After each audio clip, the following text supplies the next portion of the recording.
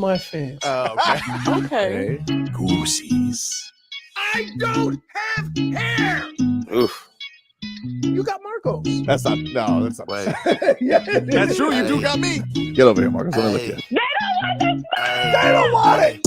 Tobin and Leroy, ready to deploy. Had to hit it with a little journalism, but that was a decoy. Better have about me, boy. Okay, Leroy and Tobin, hold to the show, man. Still to the stars with the show, and till then is half moon open. Sometimes go taste like a snowman. No proof I'm alive at a motor. No proof. Like I always wanted him, I never hated him, I never traded him, and if I did, I never ever traded him. You don't know what is a star? Like under the city, the driver's side Florida. Wish I could large, so many more. 10 in the more, never a bar. Hey, 10 in the more, 2 to the P. Nothing to you, but it's something to me. Handsome as ever and cute as can be. You can watch us on YouTube with view for free. Ay. This one time for the Twitch.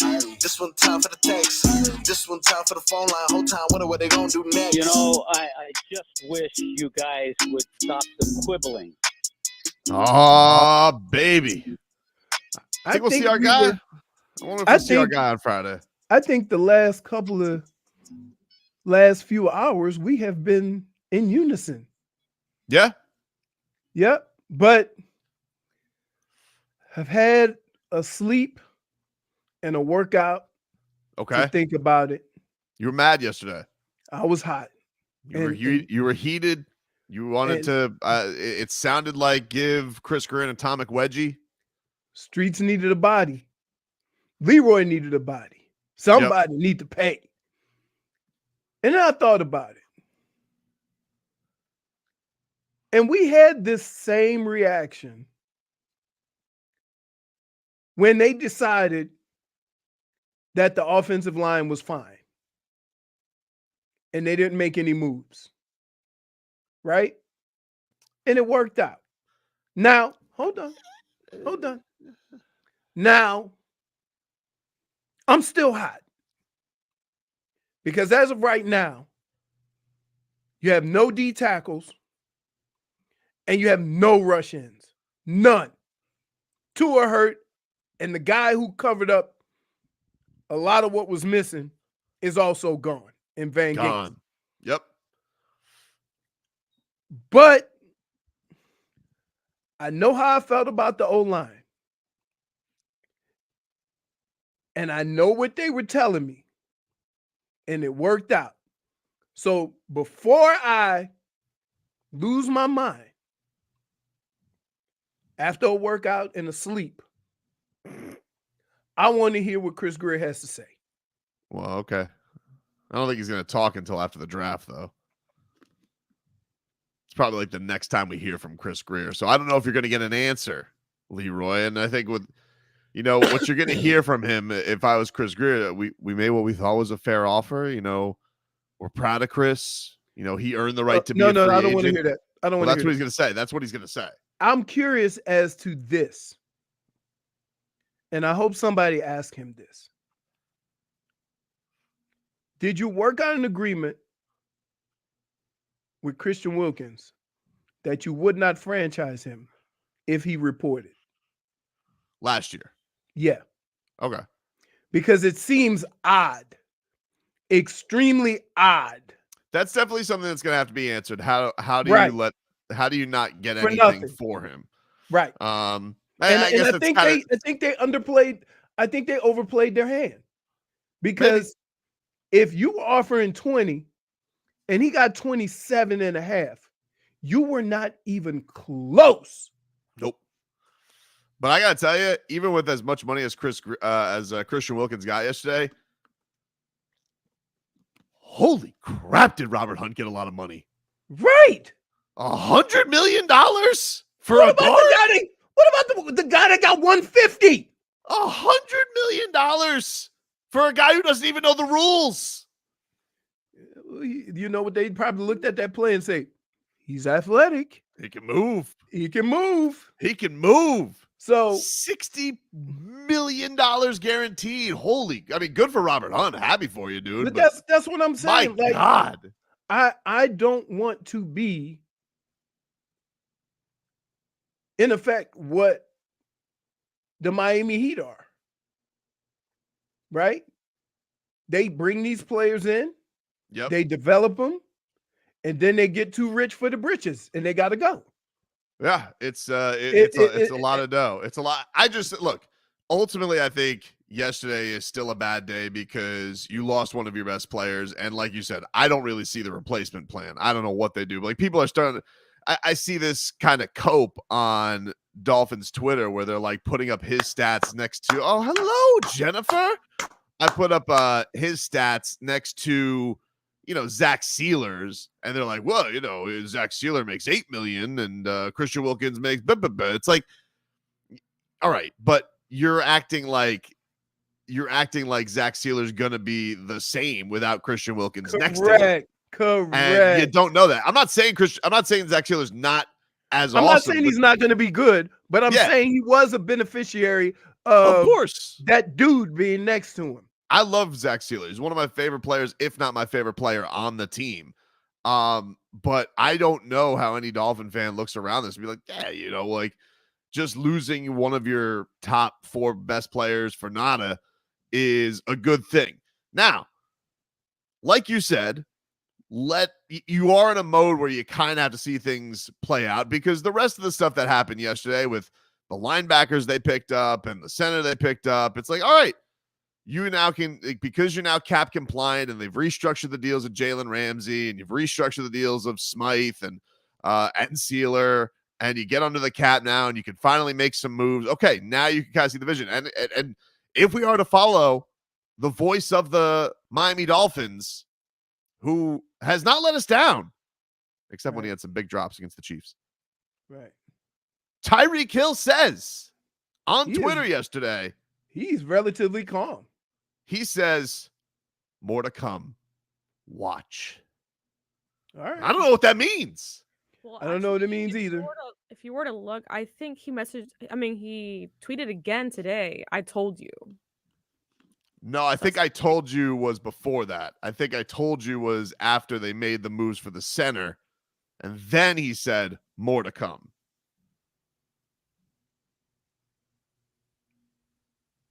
That JFig, that doesn't really do anything for the radio audience when you just go, You didn't even give us a sound. There you go. Okay. The rest of our headlines are brought to you by the new Palmetto Ford Truck Super Center. Why buy a truck at a car store? Palmetto Ford. We know trucks. Notice the color truck. It's a morning truck. Some dark days. Panthers are back on the ice tonight. They take on the Dallas Stars. 8 o'clock is your puck drop. The Canes take on Boston College in the ACC tournament tonight at 7 o'clock. Good luck, boys. It's been a rough one this year. Yeah. Wow. Miami Heat, they remain off from gameplay, but they will practice today as they get ready for the Denver Nuggets tomorrow night. What you got in that red Solo cup, Marcos? I got that good stuff. H2O, water. Oh. Yeah. Drinking that yak early in the morning. So You know. Yeah, apple juice. He's just trying to hide from what we told me. Yeah. Chris Hiding Grier, from his judgment. judgment of water.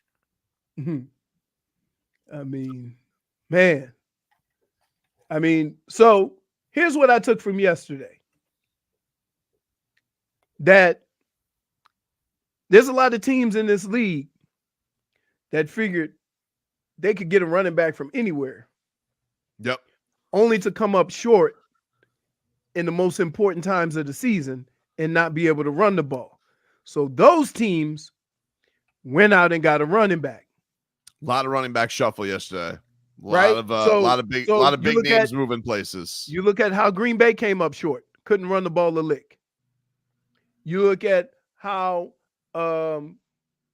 Philly came up short, couldn't run the ball, put all that pressure on the quarterback to run it. He took a pounding last year. Yep. And so those are two teams that are on the verge, if not there, because remember, Philly looked unstoppable for the first 10 weeks of the season. Oof, what a collapse. Right. Disaster. Right. So you have that. Now, I'm guessing that Dallas will sign Derrick Henry. It's possible. The rumors are right now Ravens are the favorite. Or the Ravens. Goodness. That's the lead horse according to the most of the stuff out there. But they're not close apparently on a contract. But there's mutual interest there. Right. So all these running backs who were just given away. And Joe Mixon was released yesterday. Right. Who were just given away because nobody thought there was any value in running backs. All these running backs are getting exactly what they wanted and the money that they wanted because they're going to teams that are contenders because those teams realize when December and January hit, you better be able to have a formidable run game or it's going to catch up to you. Austin Eckler went to the Commanders yesterday. Well, that's a weird one for me because he seemed like a back that flourished in that system. And you can't just plug him anywhere like you could Josh Jacobs or Saquon Barkley, right? So I don't know how he's going to fit in because don't they have a young running back there?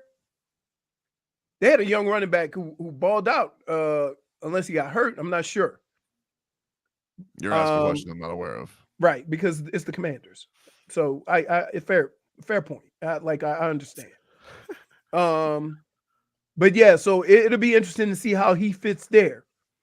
But if you look at all the other running backs that are available, they're going to contenders. Yeah. No, and then obviously the Saquon thing is a division thing, and there's now Giants beef on him, which we'll get to in a bit. But we'll take a quick break. Back more after this.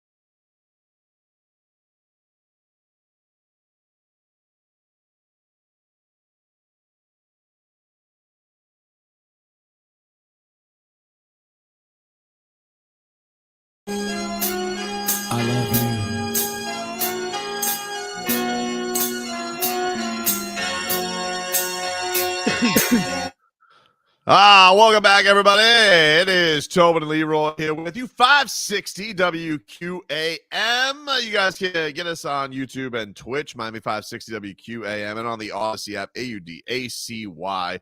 Check us on out there. Yesterday, the deals are flying all over the place. Miami Dolphins yesterday, their signings after everybody said bye-bye. They made a few signings. They brought in a couple linebackers. Anthony Walker, Miami native, on a one-year deal. He was with the Browns last year. I asked Leroy about him yesterday. I was trying to use my Browns insider, Marcos, and he was just kind of like, eh. Yeah. I mean, all right, great. there's some things he did well, but Love that. he played opposite JOK. So that was the main guy. So he would be, if I could find, so if the main guy here last year was Baker, then we who's had the Baker, David Long. He would be David Long. Okay. So David Long was a good player for the Dolphins last year. Yeah, but that's kind of but Baker was the main guy. You see what I'm saying? So that's kind of what Anthony Walker was. Then they signed linebacker Jordyn Brooks from the Seahawks, who, I mean, a lot of tackles over the last, I think since 2021, more tackles than anybody, great in coverage. A lot of, this has been my barometer. So, like, I don't know. This is not a tried and true test, but I feel pretty good about it.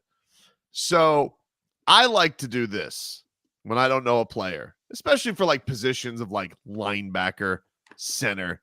How do you really know? I'm like, am I really diving into Seahawks film and I know like, oh, this guy's, because he's not going to put up monster stats. He's a linebacker. He's not a pass rusher. But he did put up a lot of tackles. So I go to the enemy's team. All right. I go to their Reddit page and I start reading the comments about how sad they are or how happy they are that this individual is no longer on their team. And this had two different effects yesterday because they also signed from the Titans a center, Aaron Brewer. Mm-hmm. And the Titans fans, they're good riddance. They're happy he's good gone. Riddance. They're happy he's gone. Gives up a bunch of sacks from his position, smaller center. But a lot of people are saying, that this was very similar to Connor Williams, that Connor Williams had a lot of Cowboys fans saying good riddance, and that Miami gets him here and he's awesome.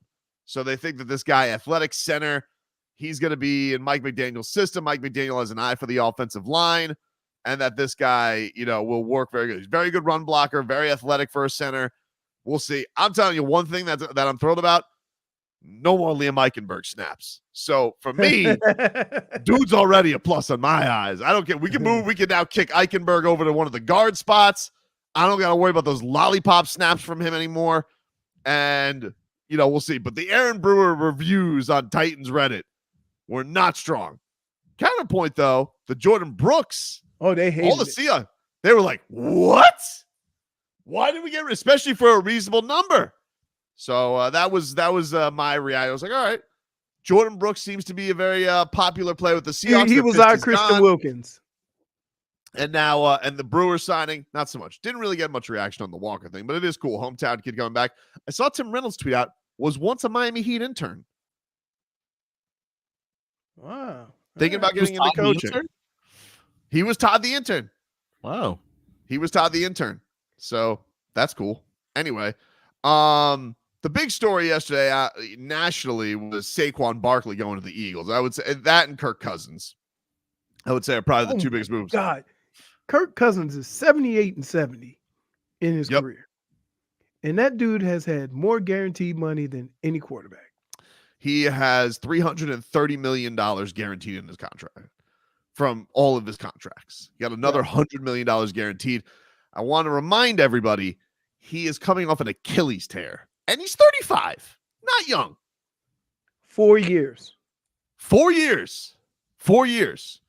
But Saquon yesterday He goes to the Eagles, which, of course, treacherous. You go to a rival team in division.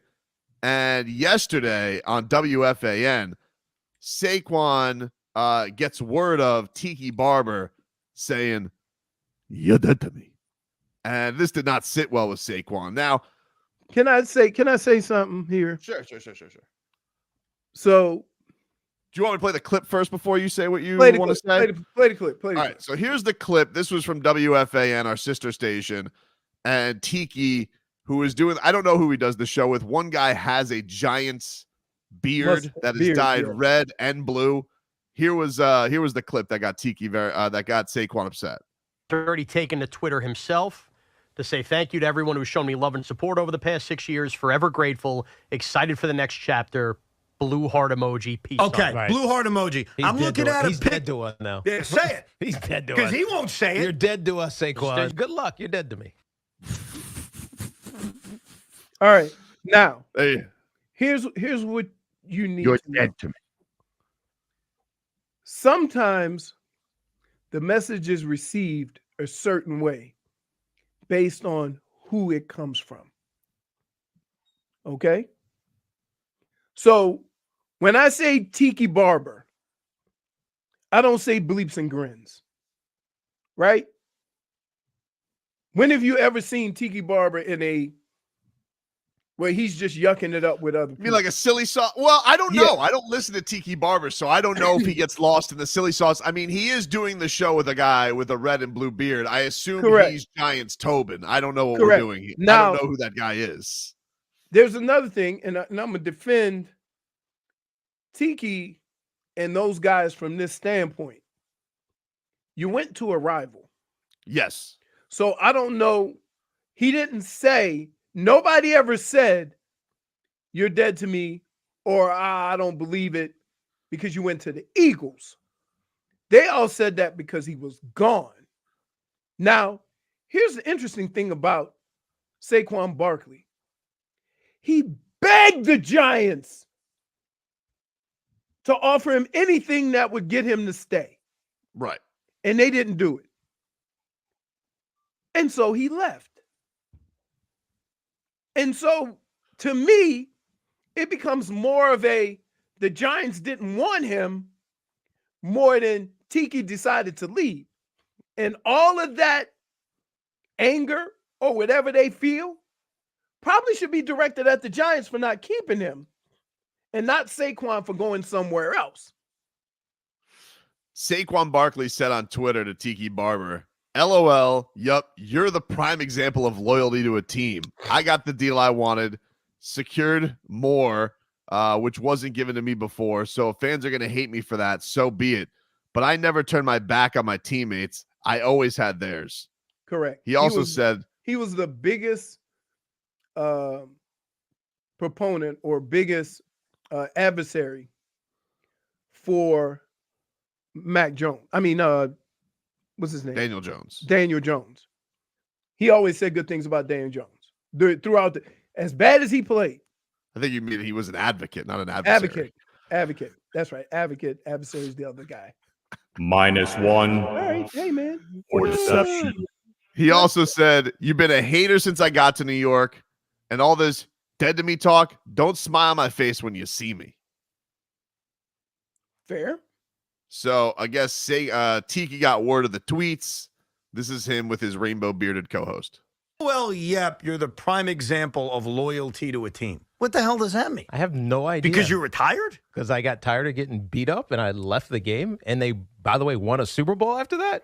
What are you talking about? I've been retired for 17 years, 18 years. I am now in the media. The fact that my emotional reaction responding to you going to the Philadelphia Eagles, which is, by the way, the voice of a lot of Giants fans. I'd say the majority of Giants fans, and you're going to come back and talk about something from 17 years ago that you don't even understand or are misrepresenting?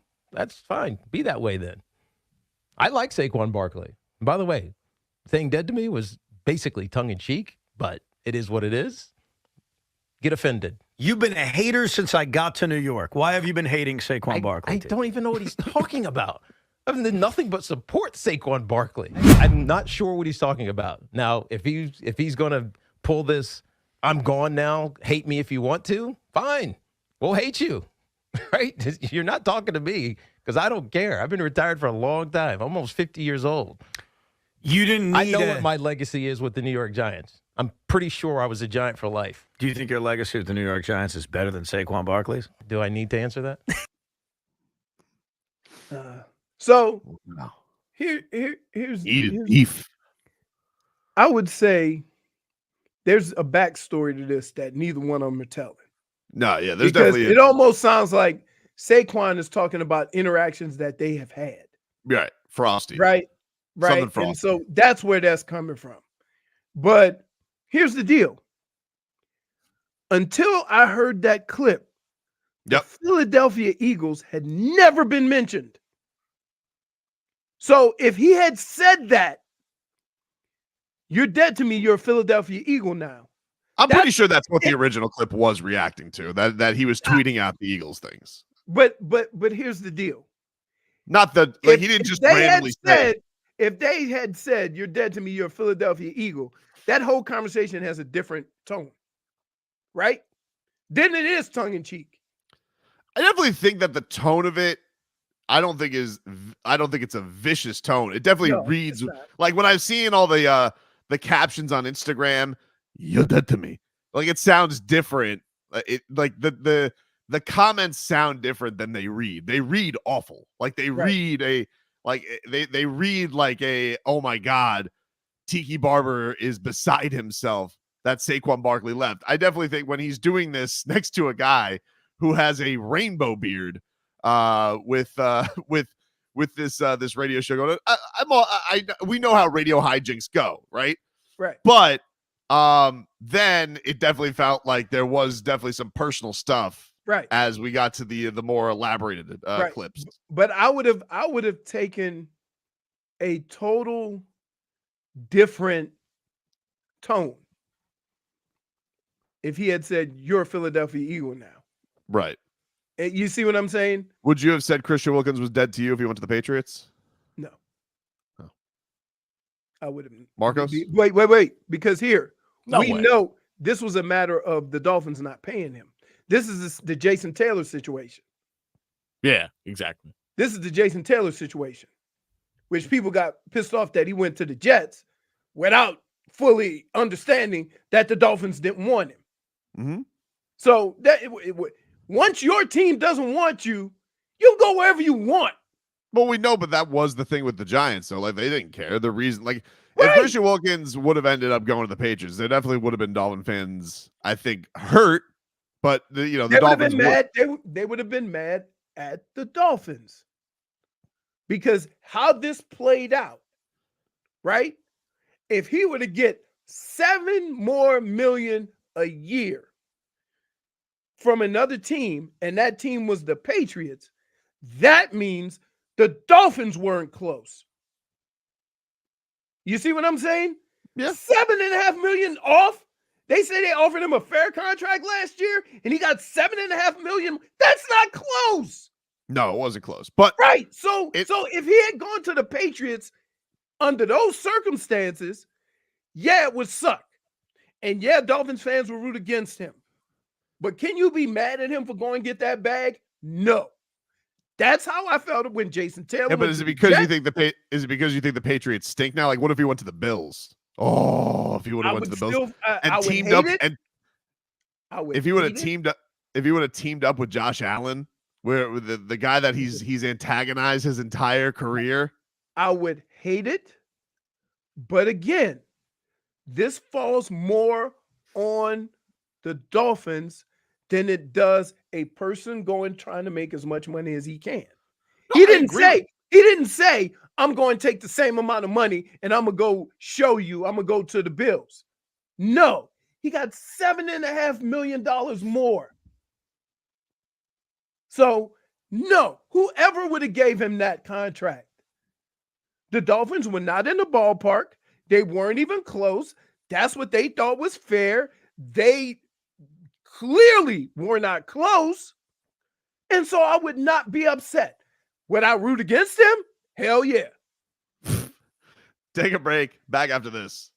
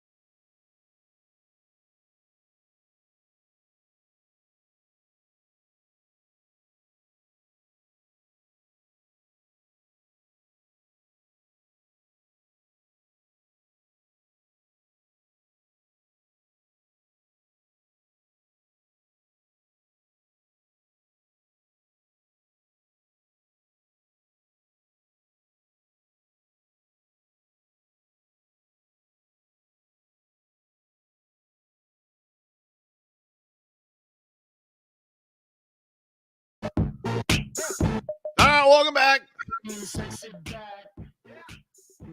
Tobin and Leroy here with you, 560 WQAM. Take you up until 2 o'clock here. Reacted to the Miami Dolphins making some big moves yesterday. They making a lot of big losses. They didn't really make any big moves other than restructuring. They made some nice moves, it seems. Although Tyreek Hill says more to come. Yeah, and I have to take the cheat. I have to take the cheat at his word. Yeah, he's totally reputable and doesn't lie at all ever. He doesn't lie. He tells whoppers. What the hell? Let me ask you this. Is that samesies? Based on what they have done or what they have let leave, does that not put more pressure on them in this year's draft? Oh, they have to have a great draft. They have to have a great draft for sure, especially with the first round pick. They haven't had a first round pick in 2 years. Right. Which, by the way, thanks a lot, Tom Brady. You know, and Bruce Beal. Honestly, I'm happy. We probably would have drafted another corner we can't use. Sick of this. You were lashing out today, bro. Like, what's your deal? You've walked in today, Mopey. Did you hear the traffic report? I know you're connected on Clean Feed. Leroy didn't hear No, it. I did not hear the traffic report. What did it say? It's amazing. It's 10 o'clock. I know. I don't know why they're still doing Trust traffic. me, you're gonna want to hear it. But it's amazing that J-Fig was actually able to make it to work on time, because I was actually able to record it, guys. This is more or less what we heard.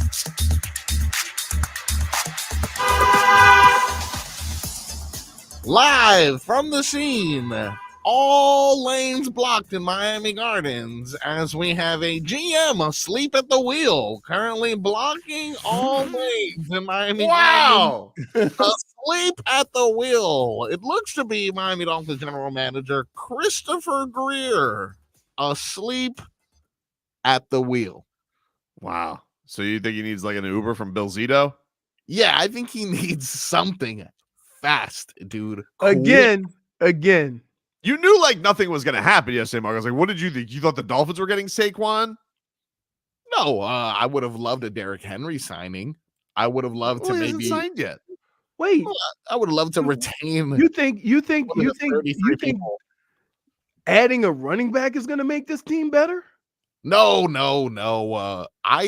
We've lost 32 different pieces. Obviously, we're a different team now, and it's back to the drawing board. But, a little splash. You've lied to me for the past 4 weeks about these revolving doors that didn't exist. And the first opportunity you got to do right by me, you let the heart and soul of our team leave. You let Hugh Wang walk out the door. Good luck trying. Hold on. Hugh Wang was like an end of fringe roster signing at the end of last year. He was about to go to the Patriots, dude.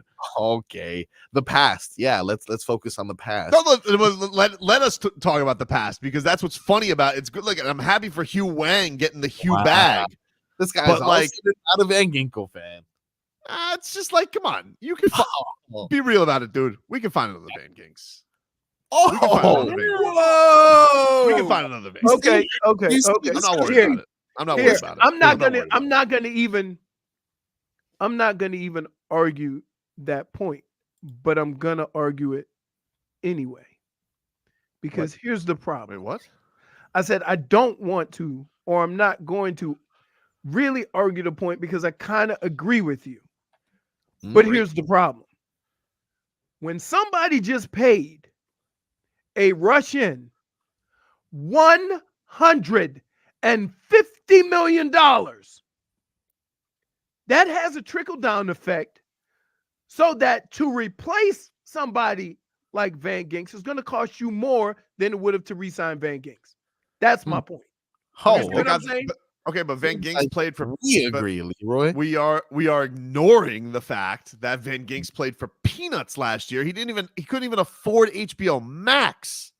I understand that. I don't think that was the case. But how much? Okay, so Van Ginks went and got 10 a year. Mm-hmm.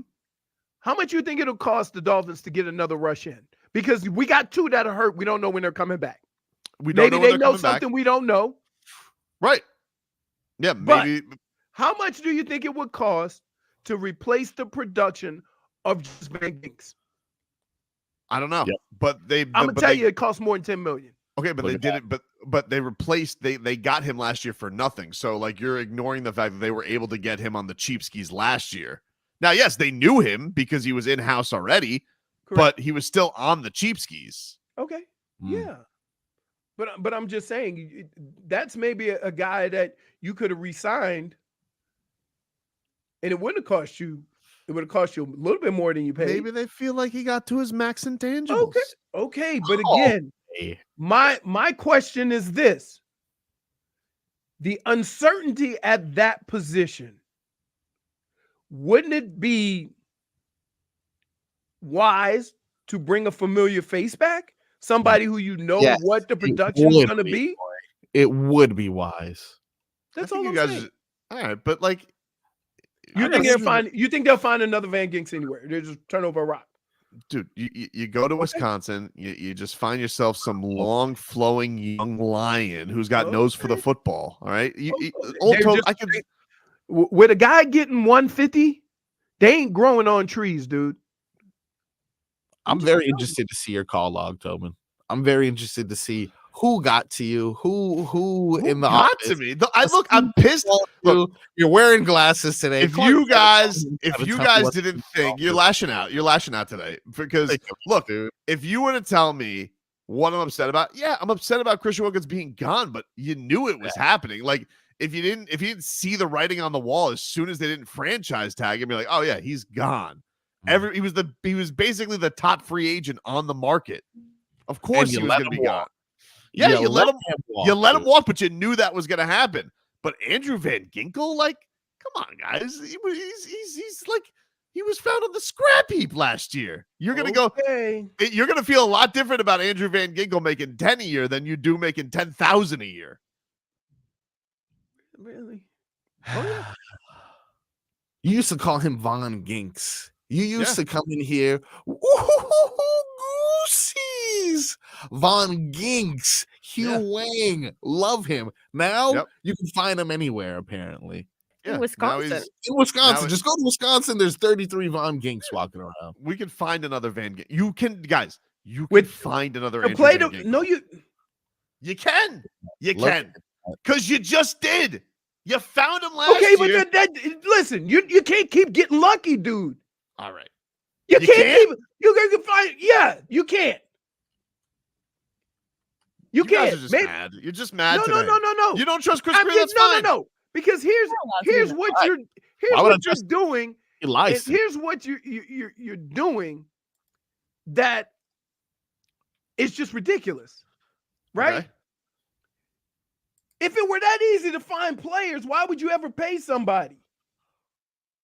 A lot of teams don't. The organizations they let a lot of guys go. Would everybody be happy today if they paid Robert Hunt, who's a nice player? If you paid him $100 million, no, you would have been happier today. Everybody would have been happier today. Let me ask you, Tobe. Let's listen to me clearly. At no point in time did I ever mention Robert Hunt and the Dolphins should have kept him. I know you never heard me say that. Okay? Because why, Leroy? Because I don't think he's worth $100 million. Okay, neither do I. But did you not start the show today saying you had faith because you're going to give a little more patience because of you thought last year the offensive line they were more comfortable. But again, so if you were comfortable with them being able to find fixes there, why can't I be comfortable thinking that Andrew Van Ginkel can't be replaced? I'm speaking from a position of ignorance, saying I don't know what their plan is. So I don't know. But I'm saying this. You had a guy who filled in for the two guys that you lost that were your starters, and Jalen Phillips and Chubb. Okay? And he came in and held it down. And to say that we're going to just find another guy like that, I don't know, because Russians are hard to get. I understand, but Melvin Ingram was AFC Defensive Player of the Month. And they brought him back, and guess what he was doing? I understand, but they only really down the field. But they only really need a Von Ginks for a month. You can't pay all of these guys gazillions of dollars to stick around. in the big picture, right? Van Gink's making $10 million a year is peanuts compared to what DNs and Russians Yeah, are but getting. it's not peanuts when you have to pay your quarterback and he's only going to be the starter for 6 weeks. That's the problem, dude. That is the problem that you just said there. All this money that we're saving. Oh, dude. All why right. did you All do right. it? Pay Tua, Tell me dude. why? To pay You knew Tua. what was gonna happen. Saving Dude. all the money to pay Tua. That's great. That's wonderful. Can't I'm wait surprised. what, week 3? For some reason it was too windy and his shoulder is a little hurt. He's gonna be sitting out, guys. $50 million down the drain. I mean, you Aaron see Rodgers what got $50 quarterbacks- million for 4 plays. Sam Darnold just got $10 million. He sucks. And Andrew Van Ginkel is an amazing player, and you won't give him $10 million. He's a backup pass rusher. Hey, He's a backup pass rusher. Marcos, You're not a grown up. No. He's not a. It's not a boxing. You're not a grown up. Quarterbacks make a lot of money. You're a baby. It's like arguing with baby tadpole. No way. You think It you got is. glasses You on? want- You're more mature today? I'm sick of it, dude. I am more mature today. And you want to know something? You're sitting here. Oh, he's asleep at the wheel of it. You didn't even like Andrew Van Ginkel last year. I loved Van Ginkel. Ah, you didn't. You didn't like him. All Last loved year. Van Ginkel. No, you didn't. So- You guys were late so- to the bandwagon. Can we say this? Definitively? Mhm. While there is a hole on the D line and there's 2 holes on the outside because we don't know when those guys are coming back, they got better at linebacker. Yeah, I think so. Okay. I think so. So Better linebacker. All right. But I don't know what they. I will say this: the linebacker don't mean nothing if you don't have the guys up front. Okay, I understand. Okay. I understand. No I guy. agree. They're going to have to hit on this pick. Which is probably looking more defensive as we go. It's probably looking like they're going to be on that side of the football. But you've improved with your tight end. You got Jonnu Smith. All right. You got new center, which also means no Eichenberg snapping the football. All right. And you're revamping the linebacker core. All right.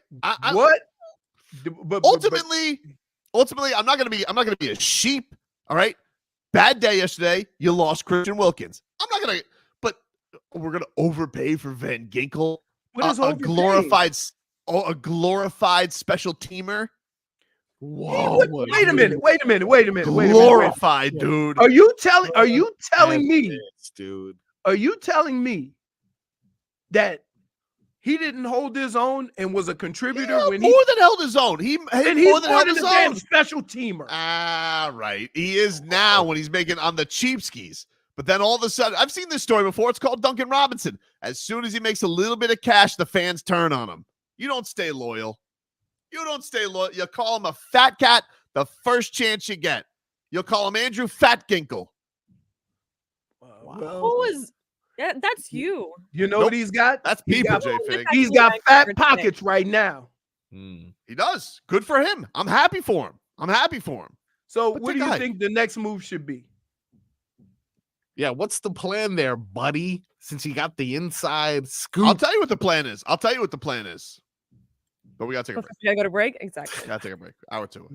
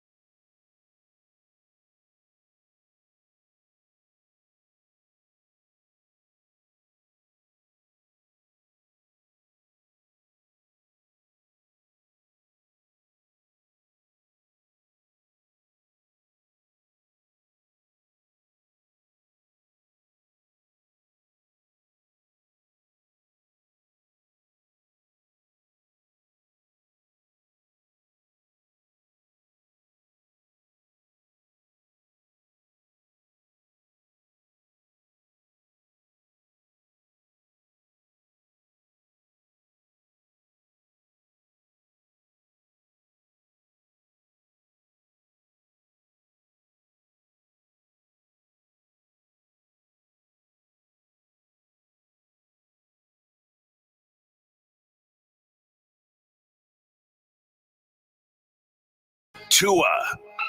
It's our Tua. It's our Tua. Tua. Tua, Tua, Tua.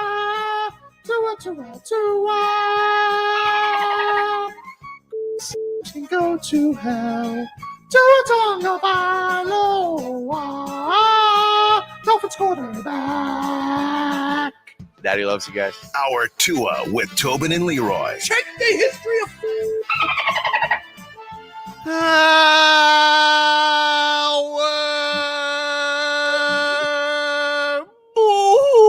Marcos, get over yourself, dude. Stop whining, this you guy, bum. dude. Oh, poor me. Oh, I wanted Van Ginkel back. Give everybody $1 gazillion.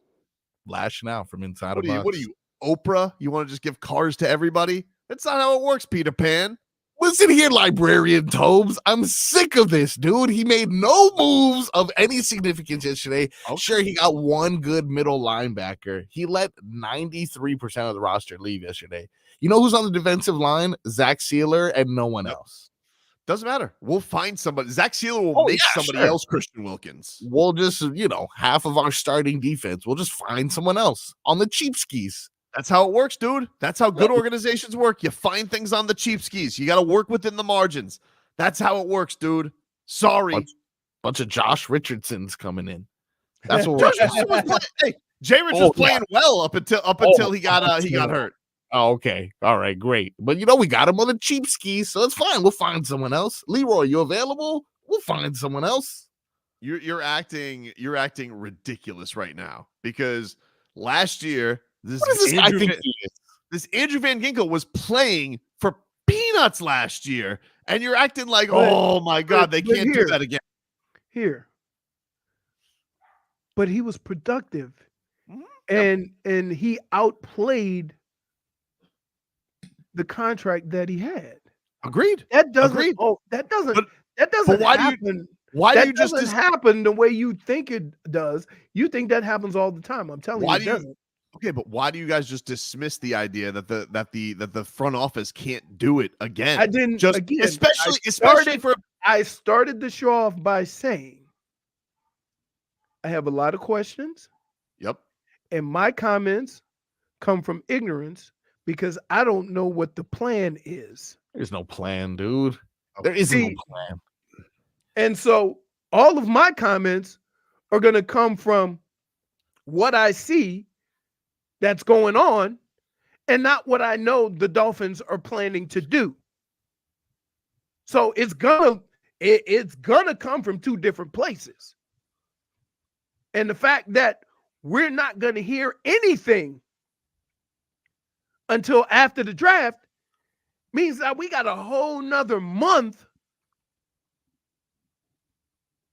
of this talk until we hear from Chris Grier and hear about what the plan is. Yeah, but also the year So that they got. I'm not mad for thinking the way I do because it comes from the information that I have, not from what I know the Dolphins are going to do. Let's go give Andrew Van Ginkel just $1 gazillion to play 4 That's weeks not a as the gazillion starter. dollars for a Russian. $1 gazillion. That's not a gazillion dollars. That's not a gazillion dollars for a Russian. It is for your backup rush end when Bradley Chubb and Jalen Phillips are healthy. Oh, are they healthy? They will be in a few weeks into the season. In a few weeks? Just into few weeks. season. Just They tell gotta warm up. They got to get used to game speed. That's another 2 or 3 weeks. Oh, please. Oh, it's So- week so- one. so Gotta let be me speed. wait. Let me ask you a question. Yeah. Okay. You're telling me that they are going to be back within a month of the beginning of the season. I don't know, but I bet they do. Again, what we're saying and how we're responding are not based off of information we know for a fact. You're right. Okay. I'm not the one trying to speculate here. It normally takes a year plus. Science has changed. Have you seen that rehab facility the Dolphins have? A+ all over the place. What does that got to do with the human body? They can speed up the my process goodness. in I'm a not having a different way. conversation with a person who never even had a boo-boo before. Oh, Stop please. it. Stop it. You guys are you know what you guys are injured on? You're on injured reserve with hurt feelings today. No, my feelings aren't hurt at all. Oh, You're drinking the please. Kool-Aid. That's what you're doing. I'm What not flavor drinking the is Kool. it? What flavor is He's it? not Huh? drinking. Wait, Marcos, here's my point. He's not drinking any Kool-Aid because he doesn't know what the hell's going on either. Exactly, which I'm going to reserve some judgment. I'm pissed about Christian Wilkins being gone, but I've been pissed about it. I'm not going to stay crying about it. I started off by saying, okay, exactly what I said about Chris. We thought this last year, but here's what I'm going to say. Okay, that as of right now, you have no rush-ins. So my thoughts and my feelings on what's going on is based on that. Mm-hmm. You have no idea when those two guys are going to return. Dude, but I will say this. Okay? When you come back from one of those injuries, you may be able to play, but it takes you a while to get to full strength. I gotta be honest with you. Yes. Andrew Van Ginkel was not a fit for the bob and weave defense. Okay, he wasn't. Oh, okay. He wasn't a fit. He wasn't a fit. If Coach Weaver wanted him, he would have been here. But he's not a fit. He's not a fit. Okay. He's not a fit. He's not a fit. You gotta go. Says the bob and weave defense. Based on no information whatsoever. I think I do have my information. The He's not only here. information we have as of right now is that you have Sealer, you have a hurt Chubb coming off of Achilles. He'll be fine. No, he's coming off an ACL. ACL. Which is basically like a hamstring pull these days. Okay. It ain't nothing. It ain't nothing. ACL. He was Please. he was already a little portly. Dude, he's not portly. I don't like you doing that. And let me tell you, and quite frankly, look, they had their choice. They could have either kept Andrew Van Ginkel or they could have gone with Jordyn Brooks. You can have a gimmick player who nobody heard of last year, or you can have the guy who's led the league in tackles for the last 4 years. Bob and Weave made his choice. He made his choice. Good they make move. the same money. They make the same money. That was a good move. They made the same money, though. It was a good move to replace Jerome Baker. Another vacancy you had to fill. This is why you're Peter Pan, okay? And I can't respect what you're saying because it's like I'm doing the show with a man in green tights, okay? And I don't mean that. Don't take that as frogism, okay? But I'm just saying with you, okay? You had your choice. Did you want a new linebacker or did you want a gimmick rush? He was not a gimmick rush. He's a gimmick, dude. He was a Why? gimmick. A fan favorite with cool hair. And he was only going to be the starter for 3 weeks. Game 3 changer. weeks. Okay, now wait. You wait, Marcos. Yes. First of all, we're going to pause this damn show right now because every time we have this conversation, the amount of time that the two Russians are going to be missing has shrunk. It started off as a month, and now it's 17 hours. Every day science is getting better. Shrinking. He wasn't a fit for the bob and weave defense. Can I just say this? When you come back from one of these injuries, even though you can play, you are not 100%. Yeah, but he doesn't have to cover anybody. Listen, Jalen Phillips just has to have that burst. Just one burst. Burst. What are you used to burst, you jackass? Your legs. He'll use his good one. Oh. Oh my God. Please. It's gonna be a very long show today. You bought into Chris Grier's No. It's not even this. arrogance. Can I just say this? You're being ridiculous too, right? He's being ridiculous because he's telling us how everything's going to play out with absolutely no knowledge whatsoever. I am the only one admitting that how I feel about this situation comes from not knowing the plan. Right. And the only comments that I can make is based on what I see. And what I see right now is one defensive lineman and no rush-ins. Okay, but unfortunately, here's what I got to tell you. For Andrew Van Ginkel, if you don't fit the bob and weave, you got to leave. Can we talk about something else? Let's leave. You know what I'm going to do right now? I'm going to tell you about Live Golf. Okay. Golf's boldest league is coming back to Miami from Friday, April 5th through the 7th. And now's your chance to be there. Catch Live Golf at Doral Blue Monster and see John Rahm, Brooks Koepka, and Dustin Johnson take on one of the world's most fearsome courses with live DJs at a euphoric headline concert. Tickets are selling fast, so grab yours now at livegolf.com. That's livegolf.com.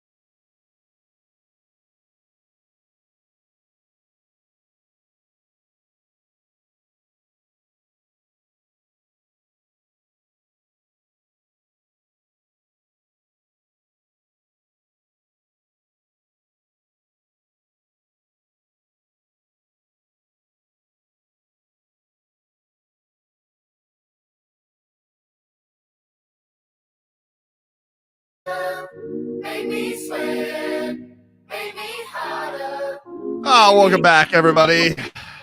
Hey, comedian Bert Kreischer and his Fully Loaded Comedy Festival are coming to the I Think Financial Amphitheater in West Palm this June. We got a chance to win tickets. All you got to do is text the word comedy to 20357. That's comedy to 20357. You got your chance to win. Bert Kreischer and his Fully Loaded Comedy Festival. It's a Live Nation show. We should get Arcad Savvy out there, man. This man is a comedy legend now. That's right. We should bring him out. Bert Kreischer, you need somebody. We got an amphibian for you. Hey, by the way, Marcos, you know where Tyler's from? Huh? I don't know. Wisconsin. He was Tyler. Wisconsin. Oh, Tyler. I thought you meant Tyler Hero. South Africa.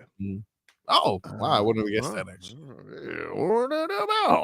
Where's this water she's referring to, then? Thank you. Well, I think it's probably when, he's, landing a lot of threes, shot his wet. Different Tyler. Oh, Yep. Hey, couple of signings. That's how an intangible jumps into a conversation. Couple of signings during the break. Jameis Winston. Huh? Cleveland Browns. No! Oh!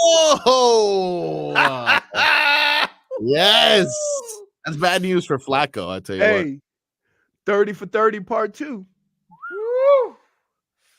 He has made history. He thanks to Sir John, who says it's a 1-year deal that could be worth up to $8.7 million. Wow. And also Mike Gesicki, 1-year deal with the Bengals. That's going to work out pretty good for him. Yeah, that is. Because all he gonna do is catch passes. Yeah, got to be better being with Joe Burrow than Mac Jones.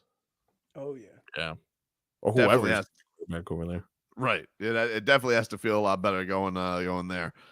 So, look, you guys are lashing out. It's okay today. I understand. I'm not lashing. Listen, I stated where my opinions are coming from. Mm-hmm. They're coming from the same spot as all of ours. I'm just being honest about it. Right? You're saying what hopes, and you have no idea about anybody's health. And you're telling us when they're going to return. Yeah, a couple weeks. You don't. Now it's 2 weeks. Hey, we got 3 more segments. They're going to be they're going to be ready for training camp. You don't know with science. You don't know with science. I don't know what the Dolphins' plan are. They have more information about this than any of us. But I can comment on what I see is going on right now. And that's without that knowledge. I don't need that knowledge to know that D-line looking a little slim right now. D-line is looking slim right now. Okay. But maybe they get a big splash in the draft. Again, I am commenting on what is going on at this moment. Okay? That's it. And that's okay.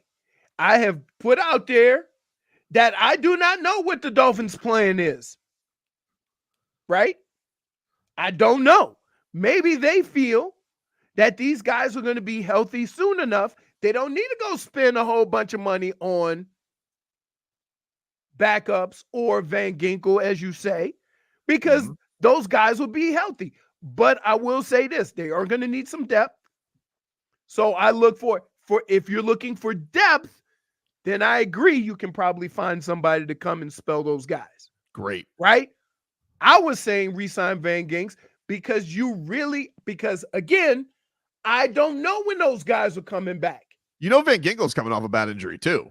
Like Van Ginkel's got gnarly foot injury. So who's to say he's going to be ready? Wait, Marco. I mean, like you said, well, you know what I love what Tobin does. Wait. He's come back and be the same. If you guys are going against science, who's to say he can beat science? You notice how serious that foot injury got when he was explaining. You're a fraud. Everybody knows. No. You're Hold being on. fraudulent. Everybody knows. Fraudulent. I'm not being fraudulent. Then why are you making stuff up? You have no idea the condition of Van Ginkel's foot. Everybody knows. You have no I'm idea telling you. what the condition of Jalen Phillips is or Chubb. You don't know. Dude, Stop acting like you do.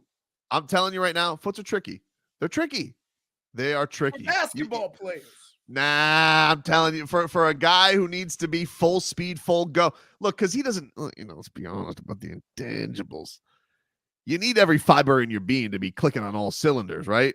You're already playing with less than a full deck on that. So not Christian McCaffrey. Well, yeah, but he's dealt with his injuries and he needs to come fully back. So all I'm saying is you're gonna sign damaged goods. I don't know. Just weird. To back up your other damaged goods. To me, okay, it's not about Van Ginkel alone and how there's really only one player I'm like really what the hell, and that's Christian Wilkins. Of course, we agree. We agree on that. We all agree on that. Of course, that's a grown-up opinion that you can have, Peter Pan. Of course, I don't know what they're going to do with Christian Wilkins either. I agree. Bad job by Chris Grier. He better fix it. He better give me something good. Maybe it's King Henry. I don't know. I don't know what he's going to do. Right now, King Henry. Yeah. You think problem? Signing a running back is gonna? Oh, dude, we need a moose. You're. Oh my god. We bring in a little bit of. We bring in some moose power. Marcos. As much as he tells you to grow up, yeah, this dude is gonna fix the defensive woes. Grow up, Peter Pan. Signing a running back. I'll tell you how. Out of your bleeping mind? How exactly? I would love this. Is exactly how. Is he gonna make some tackles? Is he gonna rush the quarterback? I'm gonna tell you right now. If you stop yelling at me. You're yelling at me right now. Because you're being a jackass. We have a plan in place. So if we bring in Derrick Henry, okay, the best defense is, as Manny Pacquiao said, a good offense. Okay. I don't know if he do you understand that this offense operates on speed? Well, one version of it did, but it's time for the next chapter to open up. Okay. Harry Potter didn't stay the same. As the books went on, it got more interesting. And so this is Mike McDaniel and the beast running back. And so what we do to keep our defense, I'm about to lose it. I am about just to hear lose me it. out, dude. I'm not hearing you out. No, hear me out on this. If you have the offense dictate the terms of the game, control the clock when you want to control the clock, you don't even have to worry about the defense is barely going to be out there. Okay. All you need to do that is for like 3 weeks for your defensive line to get healthy. And then we're good, baby. Oh, so we're back to 3 weeks. So we're going 3, 2, I don't want to, I don't want to rush those guys. You're right, Dolphin Kane. Eyeglass wearing Tobin is worse than regular Tobin. I didn't know this was bad. But Tobin, you have lost your mind, and you make me want to cuss. Dude, I'm just telling you. You lost your damn mind. If Tyreek Hill tells me more to come, watch. I'm going to sit back and watch. Again, I stated before I started any of this that my comments come from a place of ignorance, as I do not know what the Dolphins' plan is. Which is why I'm trying to shed a little light to you. Oh, you know what the plan is? Well, if you can't get a replacement for Christian Wilkins, which I don't think they can, you got to find another way to put the game on your terms. No cap. That's right. Nice finish to that too. No cap.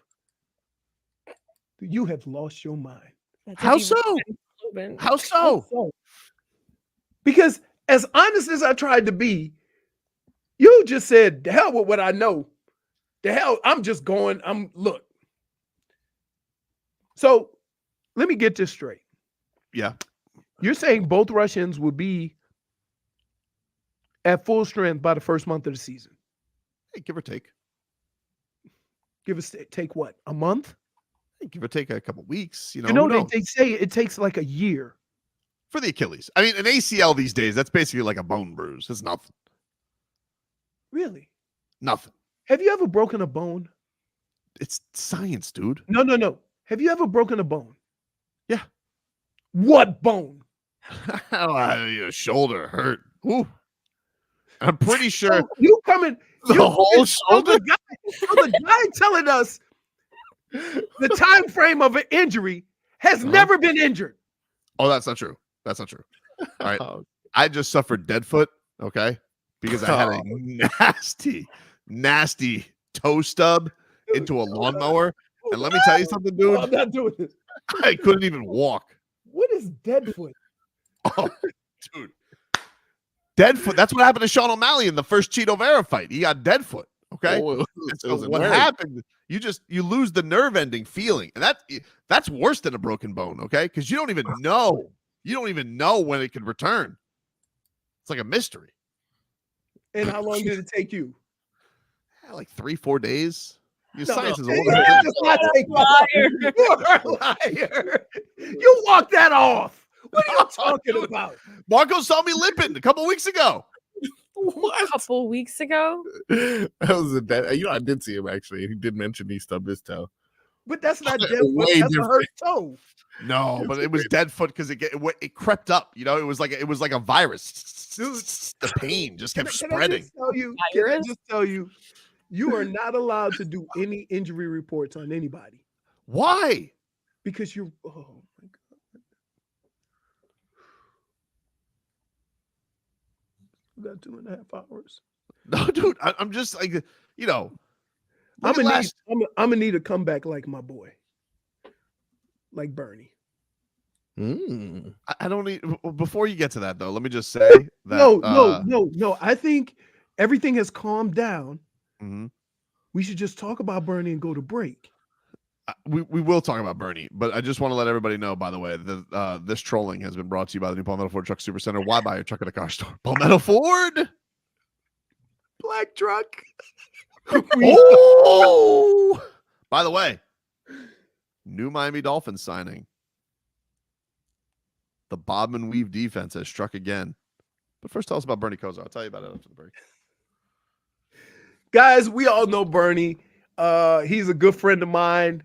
Miami Hurricane great. Won a national championship, won a Super Bowl when he was in Dallas. But he's had a boatload of injuries, including 40 surgeries, 100 concussions. Bernie was down but not out. He realized that food is medicine and changed what he put into his body. Bernie started creating wellness products and has finally released Kosar Coffee, an organic coffee that's infused with vitamin D and resveratrol, which is nature's miracle antioxidant and anti-inflammatory. This combination of ingredients is exclusive to Kosar Coffee and is the perfect way to start your own journey to a healthier life. Here's what you do. You just go to kosarcoffee.com. You can order coffee. As you can see, I got my merch on. You can get you some merch.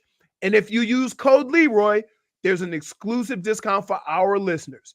And you guys know, as Bernie says, you deserve to be healthy because you matter.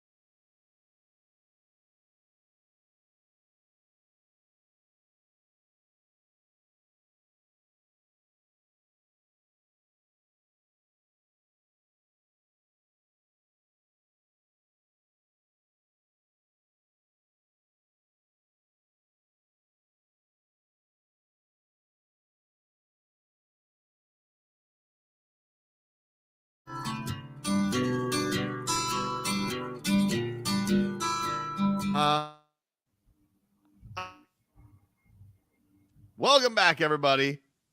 Tobin and Leroy here with you. Is it Tobin? I don't know who I'm doing the show with today. Oh, yeah. The Miami Dolphins have signed pass rusher Shaq Barrett, two-time champ, 59 career sacks. Andrew Van Ginkel. Over the hill, Here, dude. How Over the hill. How old is he? 31. He's 31. 31 years Not old. bad. Same age as Mostert. Same How age much, as Mostert. how much they signed him for? I don't know. I don't have the numbers on that yet. They got miles on him, though. Playing since 2015. Dude, all you Decade need to in the league, dude. 31 you ain't need- bad. 31 ain't bad for a pass rusher. And you need to take him for a spin, Marcos, for like 2 weeks when Jalen Phillips is healing up. Like it's no big deal. Oh Dude. wait, so you're saying what week did Jalen Phillips get hurt? 10. 10? 10. So I'm gonna be honest with you. Don't even think of him being back before week 10. We'll see. I mean, Aaron Rodgers was going to come back before the end of the year. Science change. It does. Changes. Did he? Well, they were out of the race. Did he? It's not. They're out of the Say race. whatever you want. Did Fair he? fair Did he? I don't know. Did he come back? You got to make some decisions. I mean, if they didn't have anything to play for, what's to come back for? You know what I mean? But he could have. He was on the practice. Fact of the matter is, you can November. say- He'll be back in November. If you he's can coming. say whatever the hell you want. Okay. The fact is, he didn't come back. You have to, but Marcos, you have to factor into leap year. All right, so like a little bit. That's right. Be reasonable. Be reasonable. That's fair. I have never That's fair. wanted to kick your ass more. Why? Because That's impressive. you Are you have sure? been you have Several been times. you have been ridiculous from the second the show started. Yeah. Not fair. It's And not you- fair. Because a guy who's never been hurt is telling people when all these players are going to come back. I just had Deadfoot. I hate that you keep saying that. I hate that you keep saying that. You comparing Deadfoot to a torn Achilles. This is beautiful. This is right up your alley of like nonsense. Deadfoot. Now you know what I'm thinking of when Hardaway was talking about his funny bone. Oh, dude. Brutal. Okay, but that lasts for a couple of minutes, dude. Deadfoot. Stings though. Deadfoot. It does not sting. It hurts like hell. It stings, It though. stings. There you go. There's a guy who's never been hurt. I broke get more to Dan. bones. I broke more bones in the last year than you broke in your life. Agreed, but I don't like to bring this up, man. But played a long time ago. Science has changed. Wow, dude. It didn't change when I broke knee. Well, I understand, but you were just trying to get back for golf, you know? So it would have taken longer if I was trying to get back for football. I don't know. I don't know how much you ramped it up, you know? That is the point. You don't know, but you're telling people when. Just saying the outlook's not as bad as you think it is. A torn Achilles, dude. First of all, they're going to be even more cautious with a young player. Hard to say. No, I mean, he's come back from bad injuries before. He's experienced in this. Hey, let's get the damages done, huh? My damage is done. Goes to the Justin Fields market. Where's he going? Damage is done. I mean, Falcons got a QB. Yep. Steelers got a QB. The Raiders signed Gardner Minshew. Where's Justin Fields going? he still could go to the Raiders. I suppose. I mean, Minshew's. Where else is there? I don't know. Minnesota? Oh, Minnesota. Minnesota signed. I guess Minnesota. I guess maybe. I'm just grasping at straws. I have no idea. Me neither. What teams need a quarterback? I mean, I mean, like you said, maybe somebody in this top range. Maybe they believe in Justin Saints? Fields. Saints. They got Derek Carr though. Saints, yeah. Yeah, well, yeah, that's right. That's right. Let me take that back. No, because they're paying him a boatload. I'm just going through Patriots. Patriots. They got the top 3 pick. Everybody thinks they're going to draft somebody. Yeah, they probably should. I'm going through like I can't think. Seattle. I guess you can't rule it out, but I mean, I'm just thinking of teams that, you know what I mean? I don't know. Yeah. Anyway, that's my damages done. What do you got?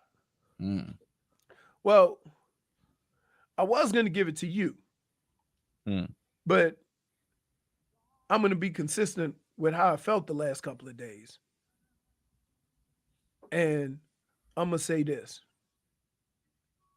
Chris Grier, you can sign these pass rushers.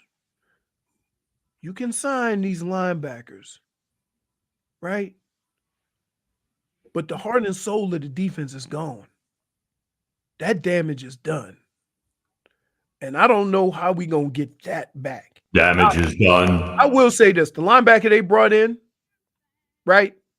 He is energy. He is energy, and he plays all over the field. But that's what you want your linebacker to do. Your D lineman, you have a D lineman that does that? That's rare. So we'll see. By the way, shout out to Dade South. The deal can be worth up to $9 million, which it won't. What's the difference between 9 and 10 million? Well, it's up to $9 million. So, like, if he goes out and he has a monster year, $9 million. If not, which you won't because they're going to be back in like 3 weeks, we'll probably get like 4 or something like that. I'm no capologist. They're not going to be back in 3 weeks. We'll see. No, dude, he tore his Achilles in week 10. J-Fig, what damage is done for you? Well, the damage was done to a Toronto McDonald's. Guess what wandered so? into it? What? A moose. No. Toronto. That was a great guess, though, for Canada. Yeah. It was pretty good. But no, think much smaller than the moose. Oh, a crack bear. How? No. Yeah, that's right. That's more of a Florida thing. A wolf? Like a wolf? A wolf? Damn, that'd be crazy. No. Marcos is raccoon. No! One stuck in his room. Old trash panda. The old trash panda. By the way, they do have rabies. And you know how they kill animals that they fight? They jump on their back and rip their guts out. What? Wait, yes. That's how raccoons fight. Say that again. They jump. They have crazy claws. They jump on their back and reach underneath and rip. Serious. Read up on it. You have a much more serious problem in your house, Marcos. Yeah, actually, I do. Yeah, now I'm a Because little that raccoon looks scary. Yeah. Well, I'm gonna send you a video. That way you can see how you're able to take away this raccoon from your house. Except after this story, I don't recommend being near it. Wait, so what did he do when he was in McDonald's? He was just wandering around. Just ordering food? Yeah, but apparently when they were trying to give him little chicken nuggets to get out, he didn't fall for it. So he wasn't hungry. He's more of a burger guy. Wait, are you sending us the video or what? I need to see this. That's fair. There it is. Send the video first, J-Fig, so we can get live. I sent it. To where? To the chat. Oh, I'm looking at him. I'm looking at my phone. I'm looking at him right now. He's portly. Yeah. I was gonna say, is it a bigger? Is it a little bigger? The pitter patter. He's a big raccoon. This place is asking me to log in. I gotta tell you, raccoons are adorable. It's asking me to log in. I apologize. Dang. You guys can see it? Yeah, well, I'm logged in. You're like logged into that, yeah. But I gotta tell you, he's not really doing anything. He's just minding his own raccoon business. Just chilling. A rabid raccoon. Raccoons do have to let him in though. Someone let him in that McDonald's. It's not like he pushed the door open himself. Like he just walked in. Playground. Yeah, like he's just hanging out. Marcos, what damage is done for you? My damage is done was gonna be Christopher Carmichael Grier. Is That's that not his his middle name, but it seems like that'd be. Seems like that'd be. Seems like it could have been. You're just making up people's names now. Yeah, for sure. I feel like if you use a middle name, even if it's fake, it seems like you're more serious. But instead, it goes to this UFC fan who decided it was a good idea to let John Jones kick him in the leg. So he gets one right here and decides, oh, that's not enough. Yeah, let me get another one. Yeah. One more. John Jones says, there goes your ACL. And homeboy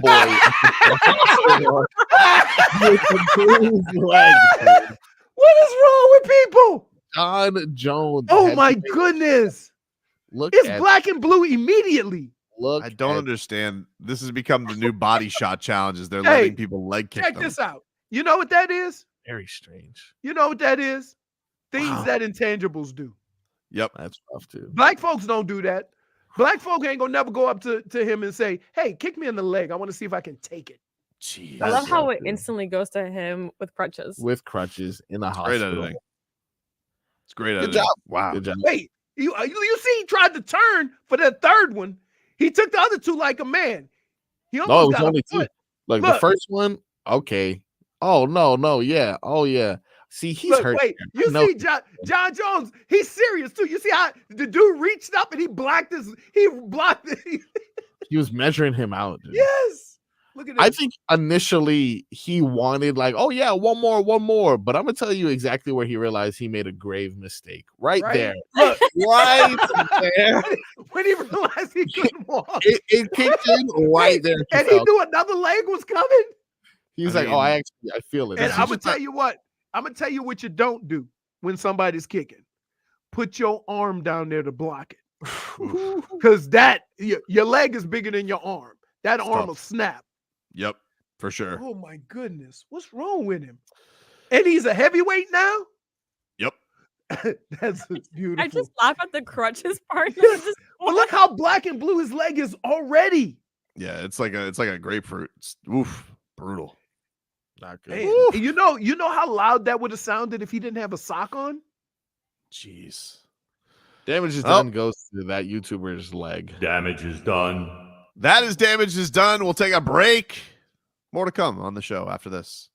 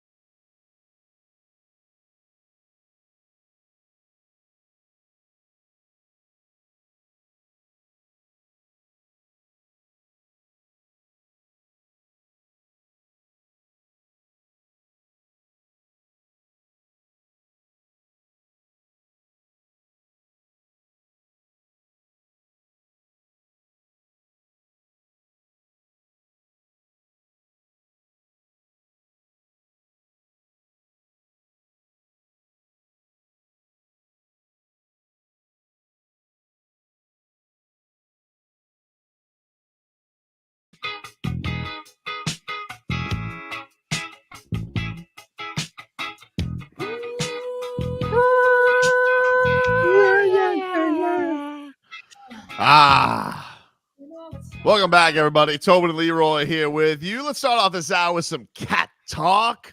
Brought to us by our friends over at Celsius. Hockey fans, don't sit this one out. When it's game time, make Celsius a party to play and get that energy up. Game day is fueled by Celsius Essential Energy Drinks, the official energy drink of your Florida Panthers. Cats will return to the ice tonight. 8 o'clock is your puck drop from the American Airlines Center in Dallas. And, of course, you could hear that game on our sister station tonight, AM 790. AM 790 tonight for the Cats, as on QAM, we have the ACC tournament with your Miami Hurricanes taking on Boston College. So that is your lineup tonight, at least according to the promo that I listened to at the end of last break. Nice. Did I nail that, Marcos, or am I way You off? did. No, you absolutely nailed that. Because you looked at me like I was way off, and I don't know if you're just lashing out because of the Dolphin stuff today, or like what you have going on with you. I didn't know the Dallas hockey team played in the same arena as the Dallas Mavericks, and I imagine that'd be weird going to a hockey game with the statue of Dirk Nowitzki in front of the arena. That's Staples Center. It happens. Yeah, but I mean, There's a lot of cities like TD Garden, same thing. MSG, I don't know. doesn't MSG. the Rangers? Yeah, you telling me about the Panthers and Heat used to do it. Miami Arena. Panthers and Heat used to both play in the same place. Then we grew up. All those other places you mentioned, phony fans. Lakers, Celtics, Mavericks. Agreed. That's true. Phony. I actually went to a Dallas Stars game. Probably my most random sporting event. But I went to a Dallas Stars game with Hockman and Crowder. We went to I think it was the same time because Leroy was doing, I think, one of your golf tournaments. So we ended up doing a Radio Row, but I was doing it by myself in Dallas for the Errol Spence Mikey Garcia fight in Jerry's World, and ended up going to we ended up going to a Dallas Stars. I forget who they were playing, but the thing I always found really weird about it was people in Dallas, like they'll wear cowboy hats wherever because people are walking around hockey sweaters and cowboy hats. My grandfather is from Texas, and he wore a cowboy hat every day in the hood in New Orleans. It's the weirdest thing. Yeah, that's a fun vibe. It is a vibe. It was a vibe. So the Cats will have to deal with those Dallas Stars fans tonight at 8 o'clock. Let me see if Paul Maurice has said who is in net tonight. Isn't Ekblad out? Doesn't really matter. Let me check. But doesn't really matter. He's out for a couple of weeks with lower body injury. Very secretive in hockey, dude. Yep. Very vague with that, dude. Your leg could be ripped off at the bone, and they'll say lower body injury. He's going to be out for a minute. He had a knee-on-knee collision with Tarasenko. Oh, that's a bone. Bone bruise. Look at that. I know things. Let's see. I don't see any word yet on who is in net tonight, but it doesn't matter, does it? Stoley or Bob, they're both killing it right now. True. They're both playing amazing hockey. So Cats will get back at this thing tonight. 8 o'clock is when we'll get going for it. And you can listen to that on AM 790. Other headlines today in the world of the NFL.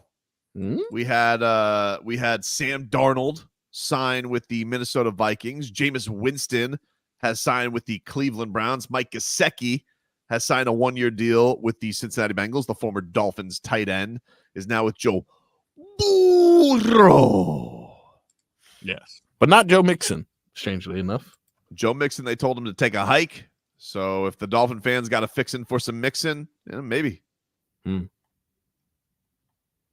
Is it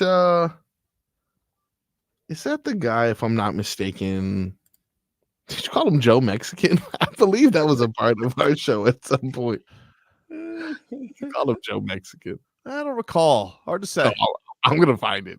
I don't think that was a thing. I'm pretty sure. I think I remember that. Rob Hunt, by the way, he has tweeted out, thanks to the Dolphins fans, he got $100 million yesterday from the Carolina Panthers. The Carolina Panthers paid $80 million in guarantees to two guards yesterday. Rob Hunt says, wow, man, dreams really do come true. I'm forever grateful for my time in Miami, and I'm forever grateful to Fins fans. You guys embraced me with open arms from Louisiana Lafayette, and had my back strong for 4 years. Thank you. I'm going to miss all my brothers, man. And also that touchdown should have counted. Oh, did you see that? Yeah, he didn't tweet that. I mean, that was one of the funniest moments in football. It was crazy. And especially when they interviewed him.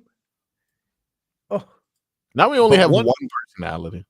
Yeah, but I'll tell you this, though, with the Rob Hunt signing, not all fans are happy in Carolina because one fan is really, really pissed.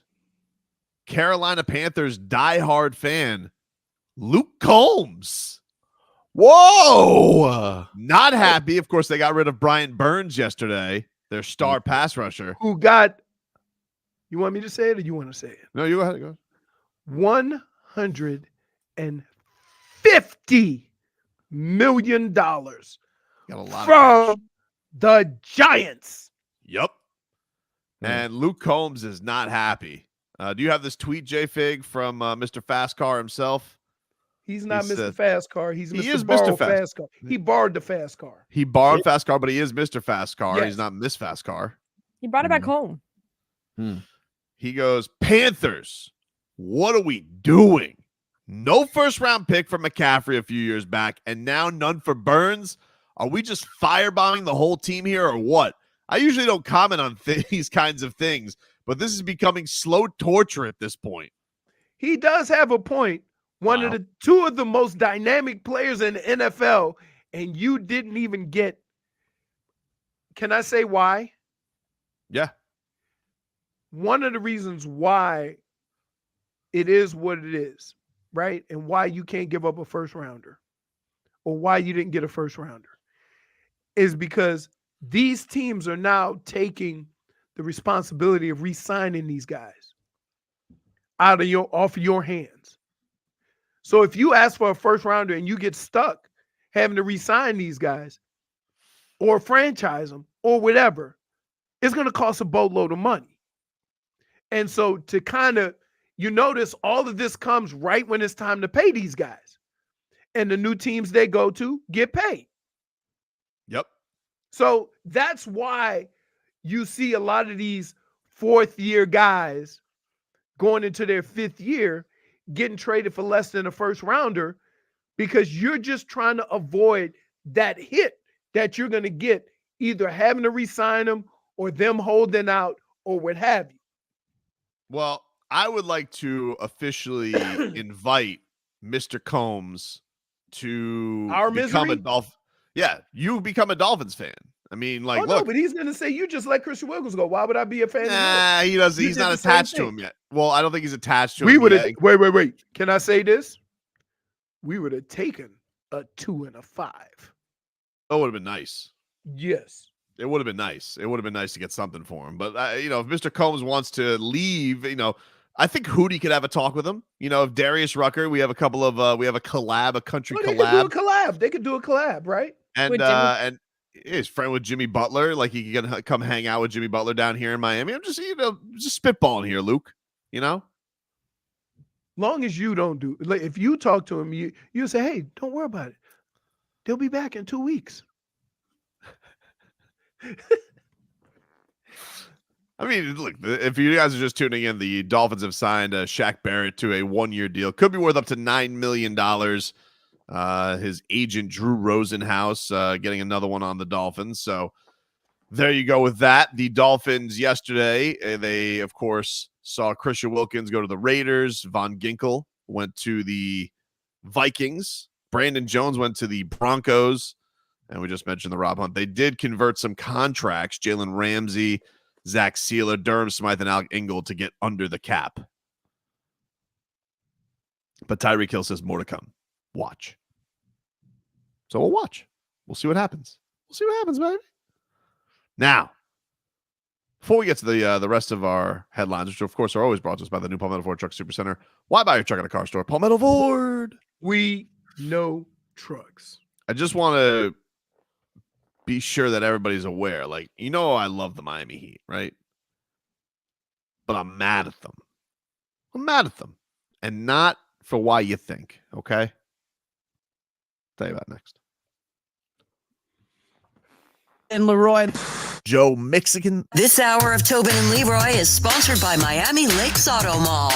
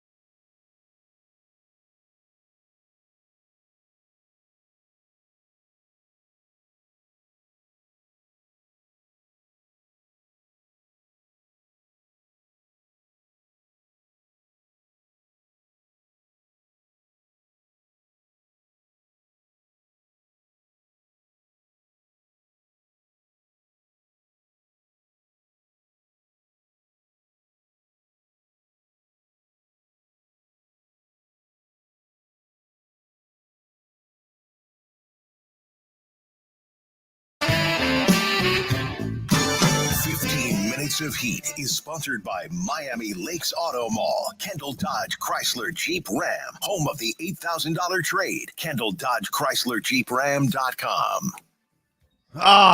15 minutes of heat here for you. 560 WQAM.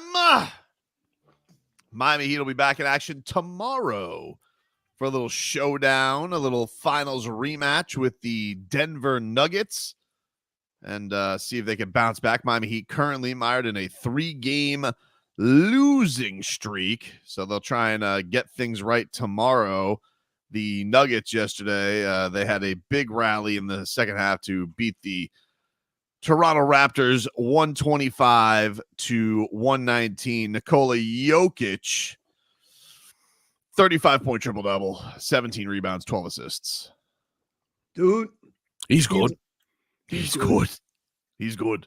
And Luka had a triple-double. 20-point triple-doubles. He had a triple-double as well. And then yesterday, Wembanyama got posterized. Oh, my goodness. I saw it. That was crazy. That was in the loss to the Warriors. They lose 112-102. But Vic, he got the business handed to him by was it Trayce Jackson Davis from the Warriors. He dunked right on him. I mean, I'm trying to figure out, how does a guy with an 8-foot wingspan jumping still get dunked over the top of? Now, he did do a little clear out with the other hand. Yep. But still. And then almost broke your neck on the stanchion.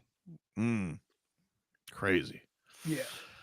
A couple of notes from Heat practice is from Tim Reynolds. Tim Reynolds tweets out, Jimmy Butler did not practice today. He had an illness, but he is probable for tomorrow.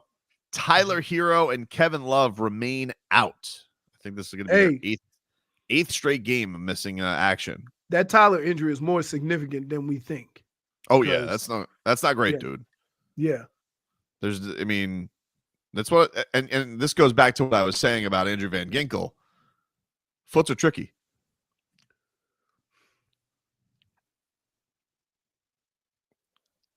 I see you keep looking up. I know why you're looking up. If I don't, because you want me to explode, but I'm not going to do that. This is the new Leroy. This is post 12 o'clock Leroy after a snack. Well, And after Leroy, I'm mad at the Heat though. Oh my goodness. God forbid you to talk about the Heat playing bad. God forbid you should talk about. Well, this has nothing to do with them playing. I'm not mad about that. I mean, I am embarrassed that they lost to the Wizards, but I'm over that. We're gonna beat the Nuggets tomorrow. We'll be back. Meep. I'm mad we didn't get the invite. You know, I thought we was family, baby. What invite? Last night, did you know the Miami Heat had a charity event that involves two of my favorite things, which are the Miami Heat and hibachi.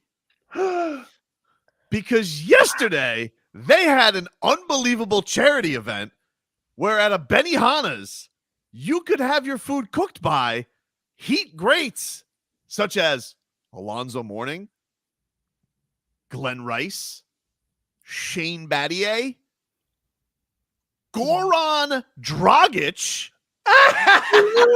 That's wait. That's it. That's why you pissed off.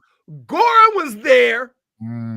Goran was there, but a surprise former Heat player was there. A recently retired Miami Heat player was there. Whiteside. Whoa! I'm here shoving it up. Look, Zoe, you gonna take your jacket off or what, man? Zoe gonna keep the jacket on. So look, when I hit him with the volcano, it's Bobby Flay, and then it's me, and then it's Gordon Ramsay. We somewhere around the same. But yeah, I'm like that. Wait until y'all see this volcano. Many Hondas on the water. Look how tall he is, because those people look far away. That's amazing. Man, I tell you what. I do miss his social media. Last time I was in Is that Felipe Benihana. sitting down? Felipe, you bastard. Well, last time I was in a Benihana, dude was getting ready to throw the shrimp, and he was gonna throw it at me. You know, the shrimp tail. Of course. And I gave him the look. Don't do it. Yeah. Nope. I say I ain't about no food being tossed at me, boss. Bro, I can't believe that they had Hassan Whiteside there. I'm so happy that he's back. Really? He's back? Yeah, he's back. He's just hanging around, baby. Who do you think was the best chef? I'm gonna go Battier. Battier seems like he has his own Battier. hibachi grill at his house. True. Zoe ain't cooking nothing. The How do you idea. think blood rice? Zo, well, I think Exactly. Hassan said it. Zoe's not serious if he's got the jacket on. He's not trying to get Well, I would say this. You know, Glenn's my boy. Oh, no. We go way back.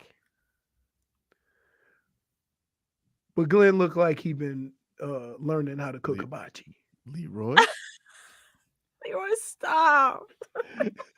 Little too much rice in that Glen Rice. You know what I'm saying? You say Glenn Rice's? What's the plural? Rye? Glenn Rye? Riceys. Hey, man, stop that. That's my boy. Oh, man. You started it. That's my, come on, man. That's my boy. We go way back. Man. We go way back. We actually went to school together. So I can't even Dude, hate on him. Like I he is the best pure shooter I have ever seen in my life firsthand for a whole season. Right? I think does he still have the scoring record for the NCAA tournament? Oh, I don't know. Because dude lit it up when they won the national championship. Most points in the NCAA tournament. Yeah, it is Michigan's Glenn Rice, who scored 184 points across 6 games. Yes, man, dude. He's good. I'm telling you, he went a whole tournament and did not miss. What he averaged 30. He averaged 30. Sheesh. 184, yeah, divided by 6 essentially. I'm telling you, it was the greatest display of shooting I had ever seen for a guy who never dribbled. Nick T says, this new Tobes sickens me. How can you welcome back that no culture having thief Hassan Whiteside back in your good graces? Wow. Time heals all wounds, my friend. No, it doesn't. No, it doesn't. You are a all liar wounds. and a fraud. Nah. You're a liar and a fraud. Who doesn't want to have a little fun with Hassan Whiteside? I'm going to say one name to you. LeBron James. But like LeBron James, I don't have this I told you, I've put all that stuff in the past. No. Oh, my goodness. He's so matured. over.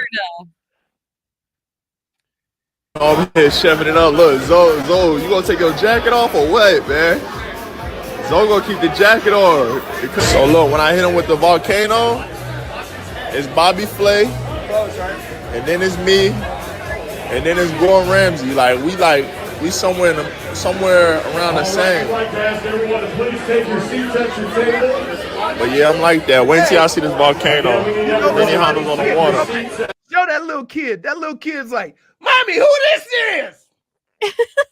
I don't know him. She goes, All those kids there. Look at us. We were not even invited. He's asking, who's this? she should have told him. Nobody's doing it with blocks. Mommy, this guy lacks culture. I don't like that. I don't like that. You guys aren't forgiving people. Like, listen, he was a young man. He got rich. And you know what happens? It happens. But time's over now. You know, like now he's hanging out with Gogi. By the way, did he make Goran Ramsey? No, he said Gordon. You're I the don't only think he one did. that called I don't somebody think that he Mexican. did. You're the only one that said Joe Mexican. I don't think that he did. I think he made him Goran Dragic Ramsey. Okay. Oh, good. Okay. Joe Mexican. Hey, listen, we've all had our flubs. Really? You're not immune. You've had a lot of them though. Stun Steve says, "Mommy, he's the reason D-Wade went to Chicago." Point.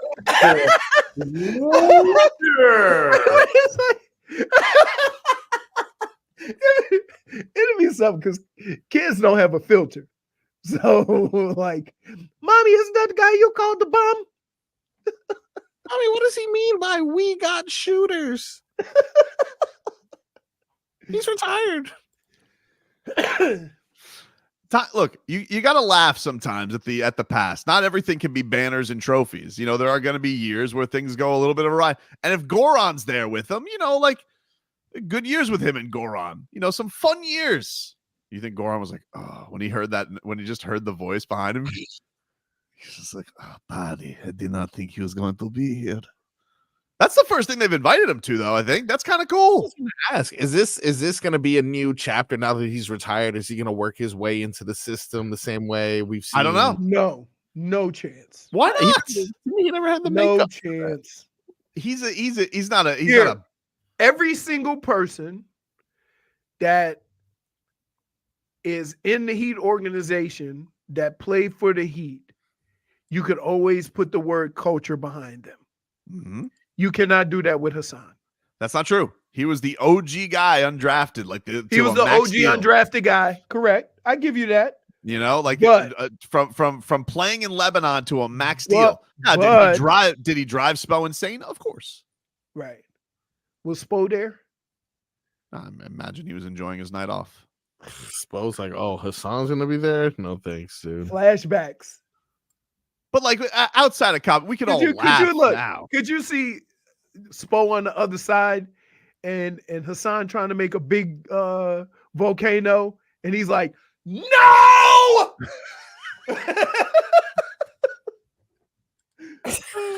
and then Hassan goes, but it's a close set. I love the onion volcano, man. The onion volcano, the fake out with the squirting you with the mustard. Yeah, that's always a classic. Always a classic. You know what? The thing that I enjoy about hibachi grills is all of their sauces are different, right? Like there was a hibachi grill in Minnesota. The sauce was unbelievable, but you know, I still go with the yellow stuff, the bang bang or whatever. Yum yum. Yum yum. Schmieden says no chance Pat Riley authorized sending Hassan Whiteside. Dude, it's a family. He's part of the family. He's part of the family. The Heat's heart is in the right place. He gets an invite. The Heat's heart is in the right place. What's wrong with that? Take a break. We'll mix things up coming up next.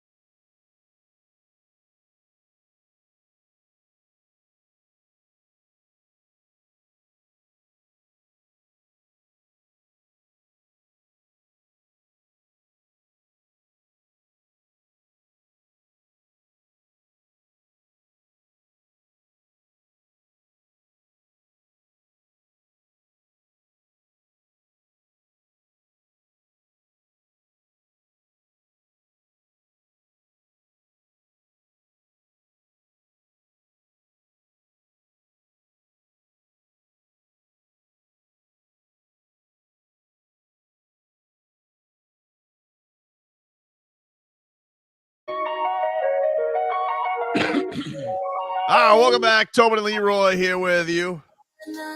Anyway, as I was trying to say with the hibachi thing, how did the Miami Heat not give us the invite? I mean, all we do, baby. I mean, if you would have let me know Hassan was going to be there, I would have spent the cheese. I had major FOMO from yesterday, Leroy.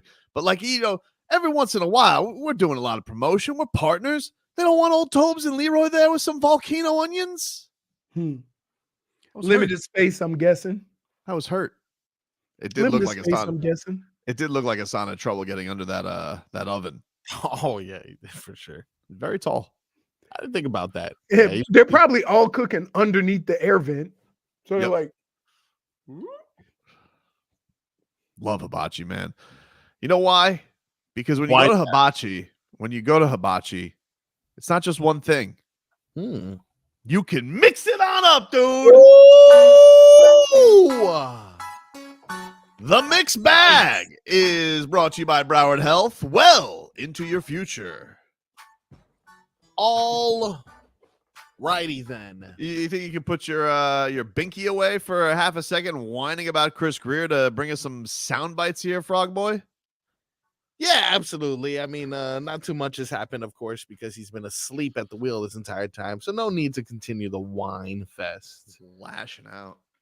Just saying, for a guy that told me the cap doesn't exist, we've been doing a lot of things because of this damn cap, huh?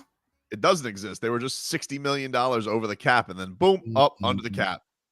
Oh yeah, my point. Just not necessarily a boom. It's more like boom, lost half of your team. Now you're under the cap. I mean, we lost like one important guy. It's hurtful indeed, but it's okay. I got something that'll hurt you right back, and that is more unnecessary news about Tom Brady. Oh, Jesus. This is Dana White speaking on how he almost orchestrated a deal to get Tom Brady and Gronkowski to the Las Vegas Raiders before one man vetoed everything. Is this new, or is this because I feel like I've heard this story before? I know the soundbite is new, but this story I think we've heard before. This may be a small detail that could be a new wrinkle, but you tell me if this is what you heard. I worked to put that deal together for Brady and Gronk to come to the Raiders. And it was almost a done deal. And at the last minute, Gruden blew the deal up and said that he didn't want him. And all hell broke loose, man. It was crazy. And Brady was already looking at houses, and it wasn't being said yet that Gronk was coming. So Las Vegas would have had Brady and Gronk the year that the Bucs won the Super Bowl, except Gruden blew the deal up. And there's so much story that goes along with this behind the scenes. Yeah, I mean, that's great and all that, except for the fact that the Miami Dolphins were there first. So, like, which one is it, Dana? Sounds like this Tom Brady was a bit of a meetings floozy, going out there, a real interview slut who was going out there and be like, oh, go to the Dolphins. Oh, no, I'll go to the Raiders. Love me. Interesting. Will you stop? Only one team got busted for tampering. Where's the Raiders' first-round pick, huh? You have actual tampering on the record from the UFC president. Where's their first-round pick? Give that to us for Christian Wilkins. Now, I demand it. What's fair is fair. I'm not gonna lie to you. That's not a bad point there. If we can somehow secure Christian Wilkins as a return because of this, I'll take that. What else you got in the mixed bag, Marcos? Continuing to mix it on up. Yesterday, we probably witnessed one of the best walk-off post-game interviews ever. One of the best statements, and this is from a Utah State head coach, Kayla Ard, who was asked about how she was going to rebuild for next season, and her response was one that no one expected. And how do you plan to rebuild for next season? I'm not going to be rebuilding. I just coached my last game at Utah State. I spoke with Diana, and they're going in a different direction, and I respect her decision, and I hope they get a really good coach in. I'm assuming that's going to be the last question. All right. Okay. Thank you. Thank you, Coach.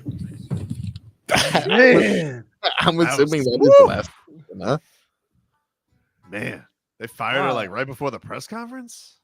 Right before the press conference, apparently, and kudos to her for even answering any questions. But I figured once that one was asked, she's like, you know what, dude, I think I'm done with this. Pros, Yeah, pro. absolutely. That reminds me of remember when Stan Van Gundy duped Dwight Howard when they were on the Orlando Magic, and Stan was talking. I think it was at a practice, and Stan was talking to the reporters. He goes, "Yeah, he's trying to get me fired." And they're like, "How do you know that?" He goes, "I just talked to them upstairs. They just told me he's trying to get me fired." And then Dwight Howard comes and just puts his arm around Stan. He goes, "Yeah, these people don't understand." Stan, he goes, "No, they don't, Dwight." And then just left to go talk to the media. Oh no, it was great. I realized. Oh man, it was. That's an all-timer. Awkward. It was awkward, but hilarious. I feel like if memory serves right, I feel like Stan Van Gundy was sipping on a Diet Coke as it was happening too. So, question is Bam is very similar to Dwight Howard, but with more offensive skill, right? Because neither one of them were very tall to play center. Because Dwight Howard, LeBron's taller than Dwight Howard.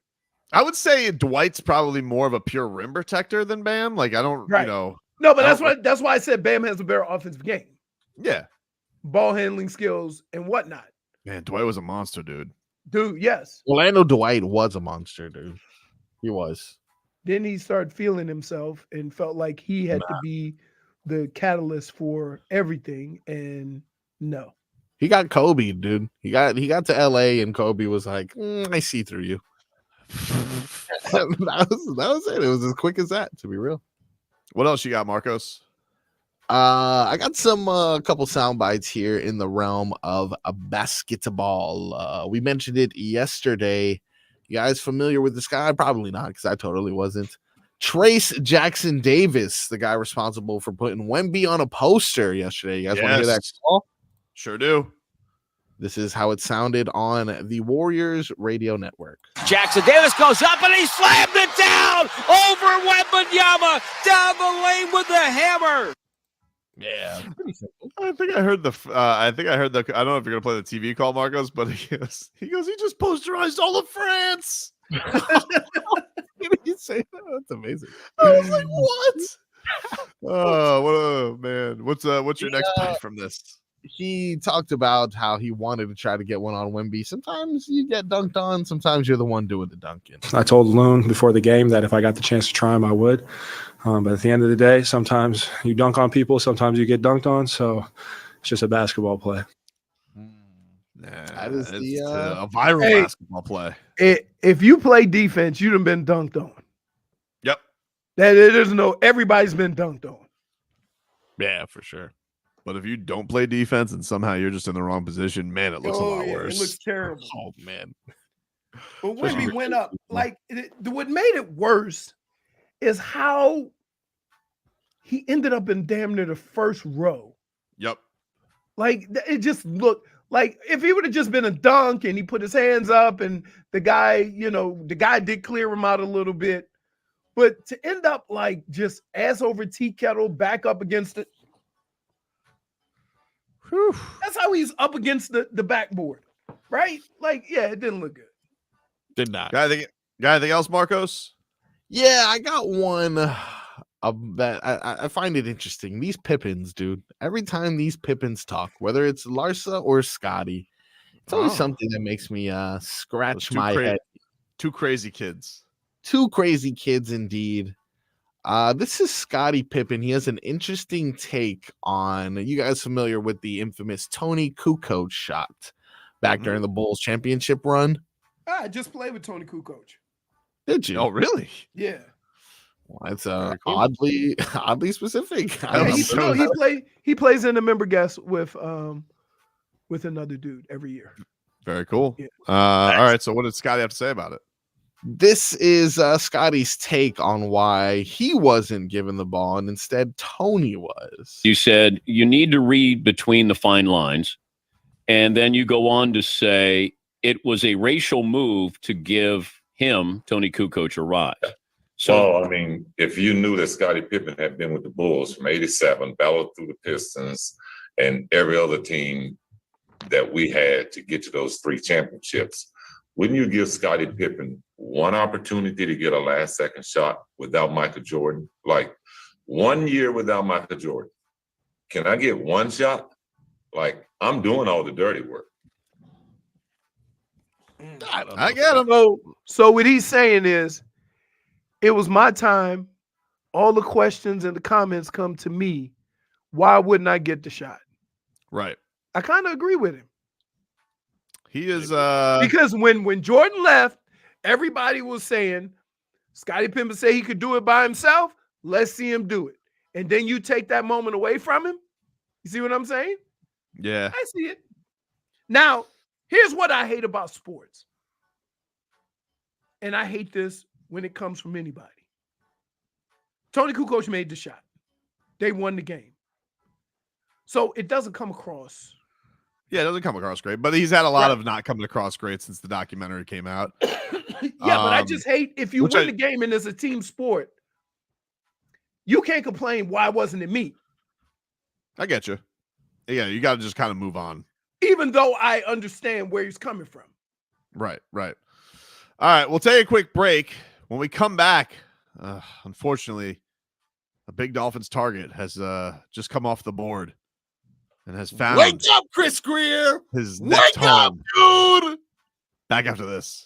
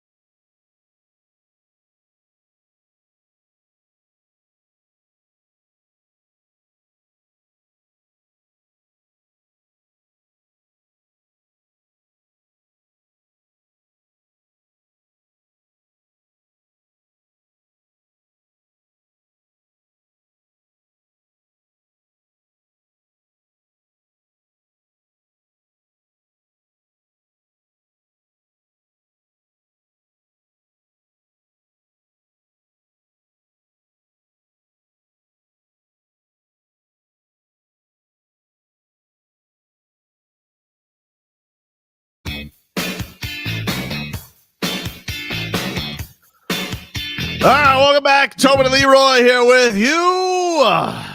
560 WQAM. Streaming live on YouTube and Twitch. Miami 560 WQAM. You guys can check us out there.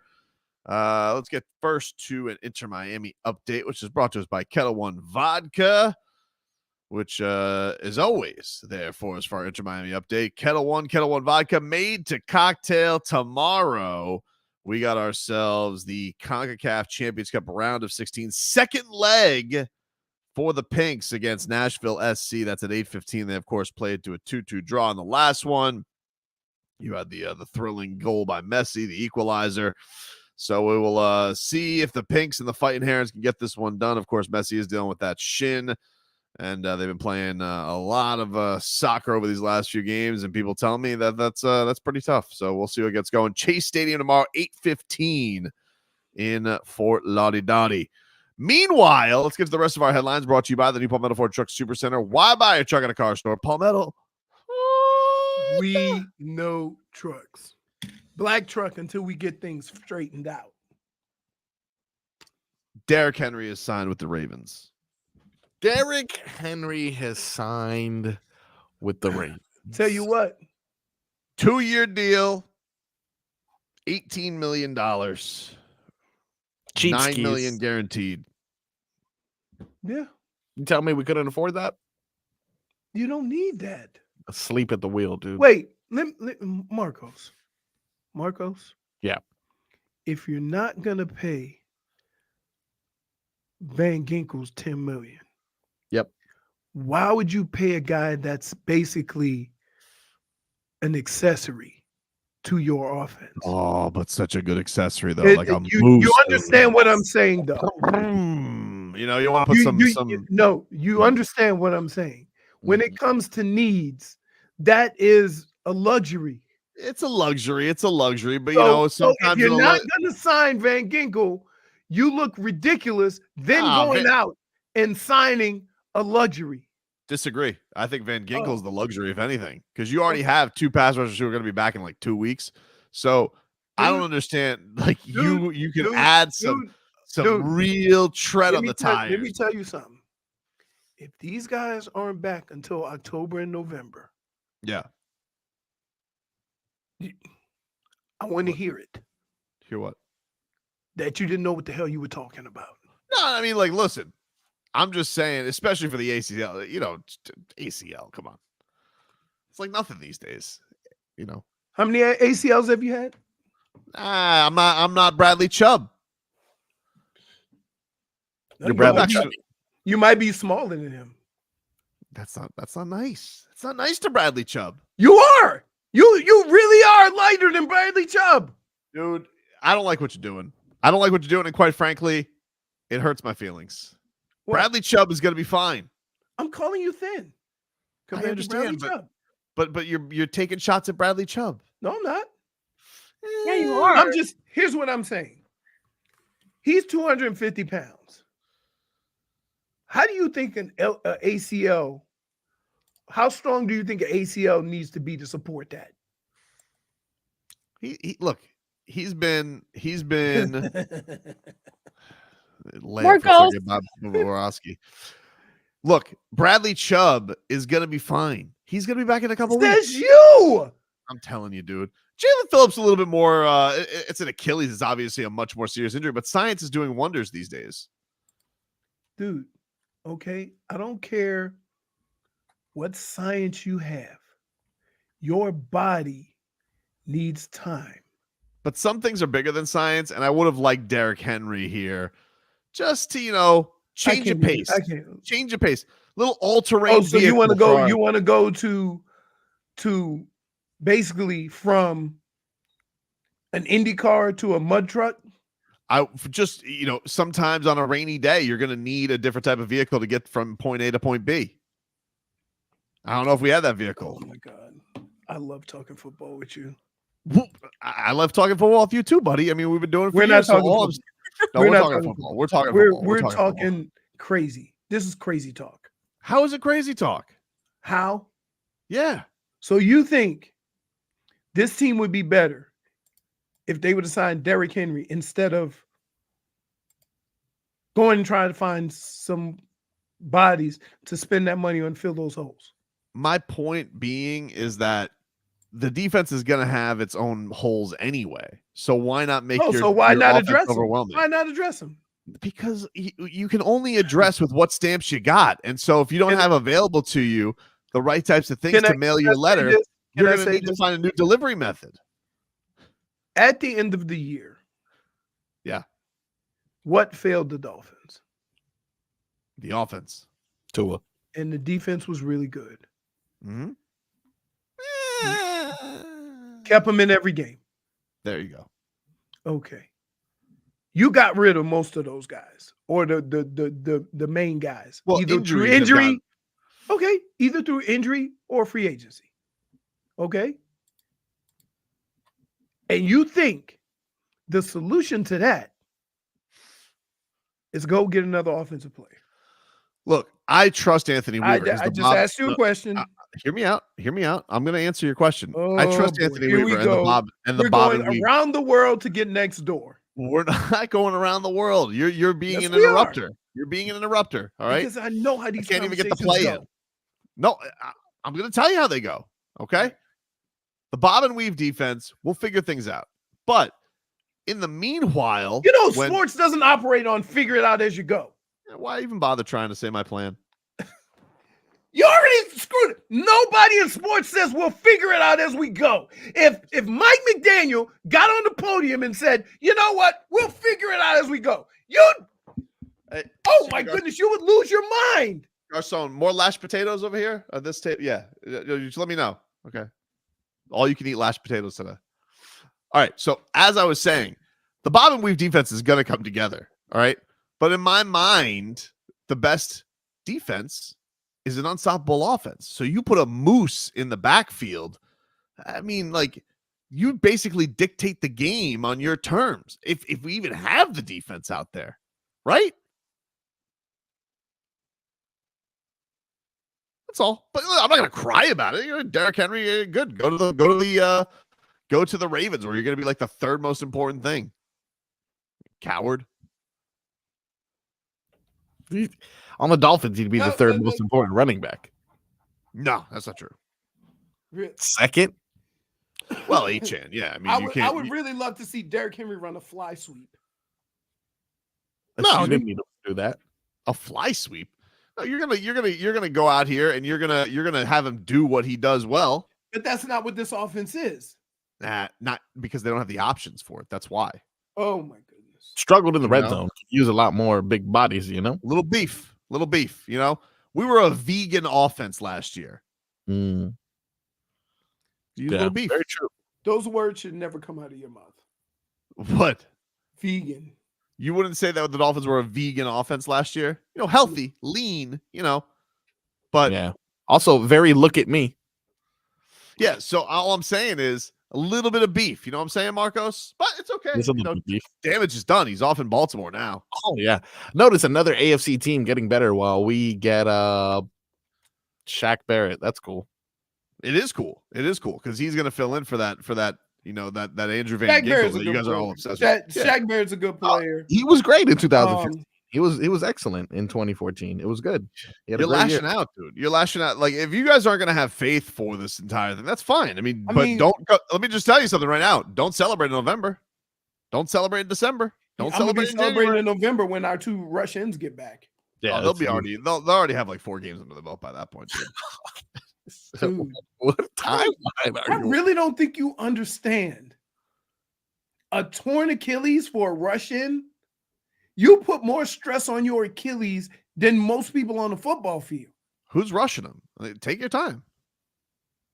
My favorite part is when you say science is advanced, and then for Derrick Henry, you're like, some things are bigger than science. Oh, he's bigger than science. You would agree.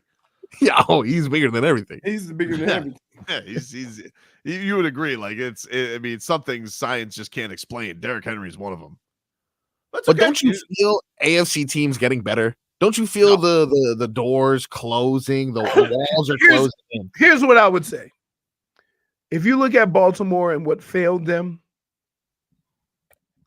their inability to run the ball, and they got I'd say it's still a top 5, not top 10 running back in the league, right? They added that. When you look at the Eagles, what failed them? The running game. They got probably the best running back free agent available. When you look at what Green Bay did, what failed them? The running game in the playoffs. Okay? So those teams got better. The Dolphins lost players. They didn't just add. And so now, just to get back to where you were last year, I feel that you have to fill those voids before you start addressing some of the things you were weak at. Yeah, but here's the thing. You just need some patchwork every now and then. Because, like, if you know that things are going to be completely fixed, you can't spend a boatload of money for 3 weeks of football. You don't know when.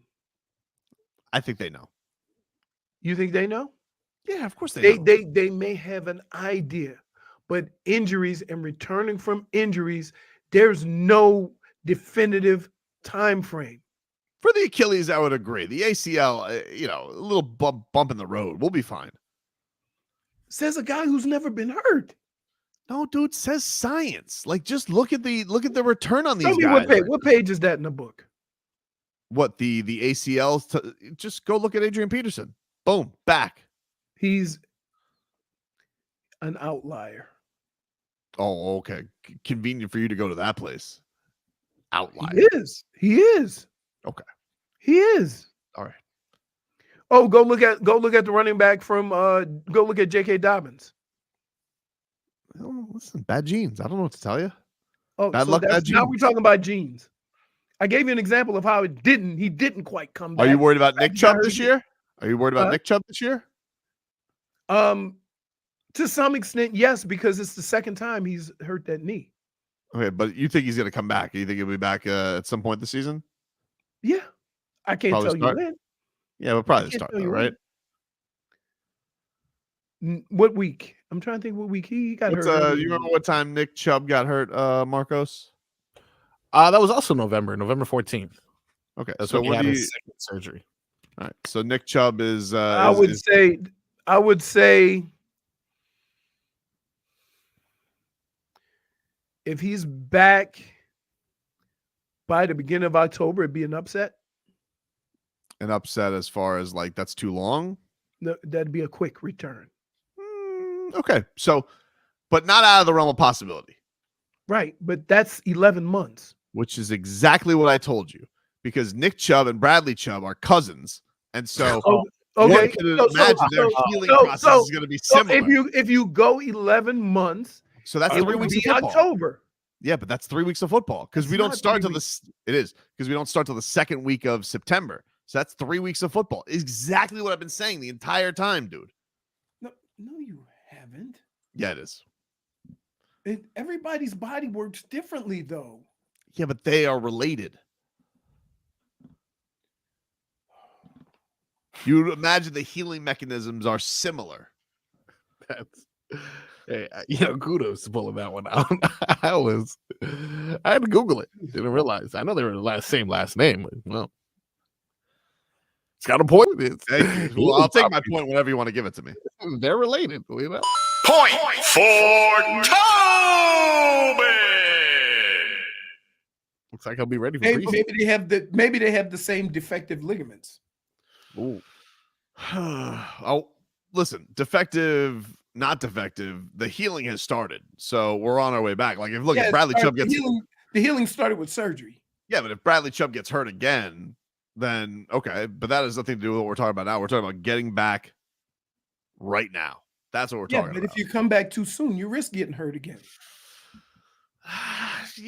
Yeah, I suppose he could also, maybe a piano could fall from the sky from the Tasmanian devil too. I mean, I don't know.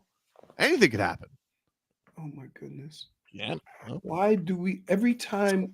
So now we're bringing up Looney Tunes. No, it's just like if I'm going to live my life in a state of fear, what's the point of even playing the season? You got to risk it to get the biscuit. You know what I mean, dude? I'm not risk. You can't risk. You can't risk injury in hopes of losing that guy for a longer period of time. We're not risking anything. That's why we have the No, you're insurance not. policy. Nick Chubb. I mean, Bradley Chubb would be. He'll be fine. Mhm. I believe it's what the kids say: scared money don't make money. What does that have to do with injury? Wow. All I'm saying is he's going to be back sooner than you think. Really? Yeah. Phillips, I don't know. I think he'll be back in. I think he'll be back in November. If you go cautious, if you're a cautious doctor, okay. No, if you just go, it usually takes a year. Used to. But now it's more like a shoulder separation, right? No, it's not. It's still sure? a ligament tear. Sure. Dude, you understand. I'm having this conversation with a guy who's never had an injury. Except dead foot. Dead foot. That's what he's bringing to the table. Dead right? foot's no joke. When have you been hurt? Dude, I had dead foot. It hurt like hell. He was looking. I remember him looking. I'm having a conversation with a guy who says, yes, I've been hurt. I had dead foot. It took like 4 days. Did you require surgery? No, we went with what do they call it? Rice, you know? Oh, he just put it in rice. Yeah. Rest. Dude, wet? Rest, Like, isolation, compression, and elevation.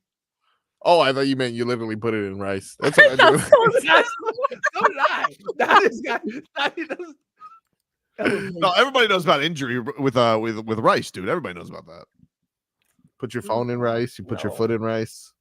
Dude, can I just tell you, you never cease to amaze how you wiggle through various topics with nonsense is incredible. You have never been hurt, and you're saying, and you're giving medical advice on when somebody should be back. I'm not giving advice. I'm just saying you guys want to go spend, $20 million on a guy who's going to play for 4 weeks. It just seems silly. That's Tobin rehabbing his dead foot.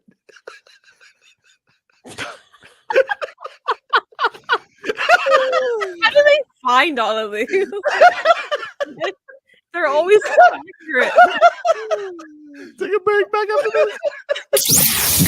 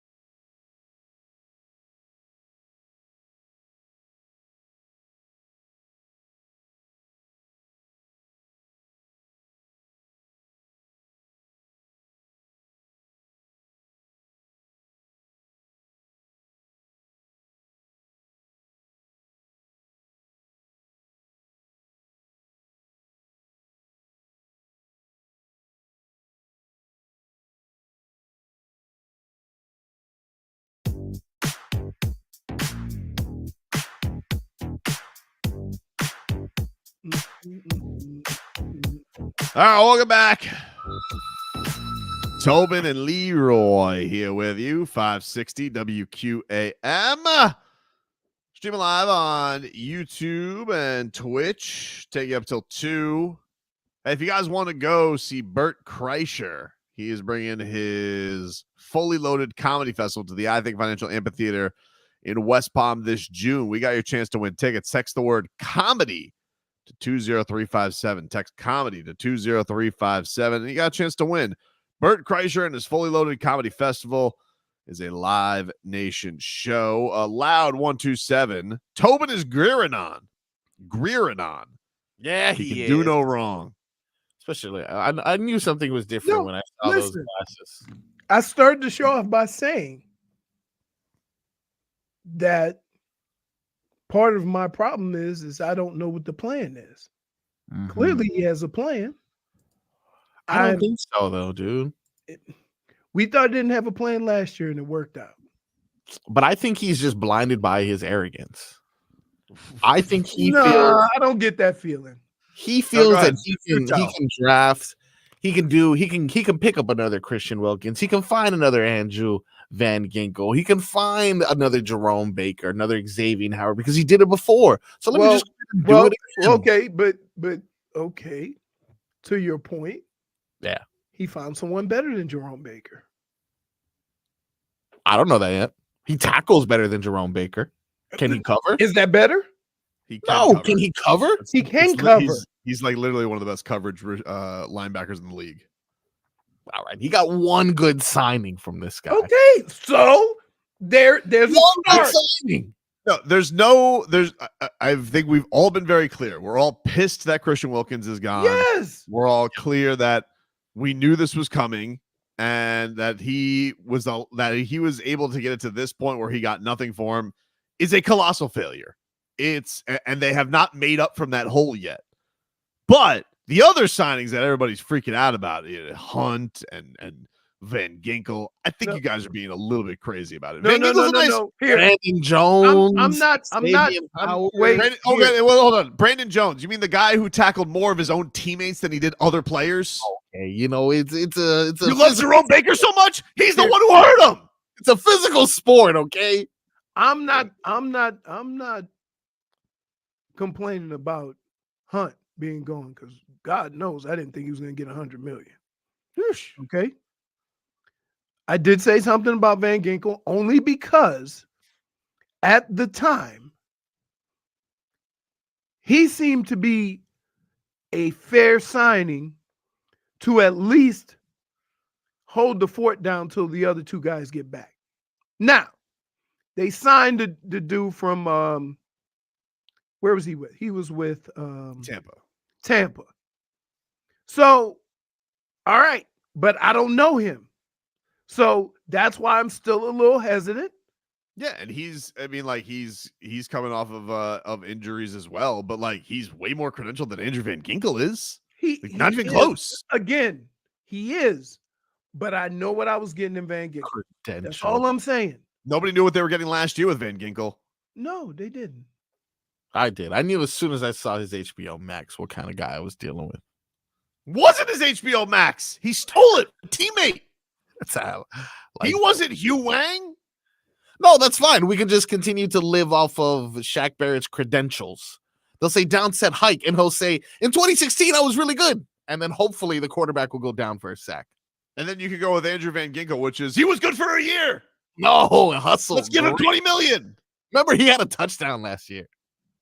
He's got a nose for the football, no doubt. He does. NFTF, again, can't measure that. You can't, but you can find other ones with NFTF. That's where you gotta dig. You gotta find, you gotta scrounge. Look at the Big Ten. Look at the Big Ten. How do I know I'm not gonna get another Noah Igbenogany? Remember, this is the same guy that drafted. But that was the third first rounder. SEC. That was the third first rounder, and he was 19, I think. All right. Chris Grier he very badly also needs Cam Smith to work out. He needs that bad this year. That needs to be a win for him. Yeah, so I've already given up on that. Well, you're a coward. It's not even Cam's fault. I just don't trust Chris Grier's picks. Got lucky with Achane. Really? Got lucky. Because Dude. that would be considered taking a running back relatively high. Got lucky. I mean, 31 years old, Raheem Mostert, getting old. You know who else is 31? Shaq Barrett. So you don't trust Chris Grier's picks, except you trust Andrew Van Ginkel.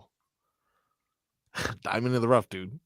Who was picked by? It was picked by Chris Grier. Diamond in the rough, dude. You never know when someone's gonna go ahead and take off. You know what, Marcos? You need to work on your Tobin skills because you can't quite dig yourself out of. He's not quite ready yet. He's a wiggle room blue belt. Yeah.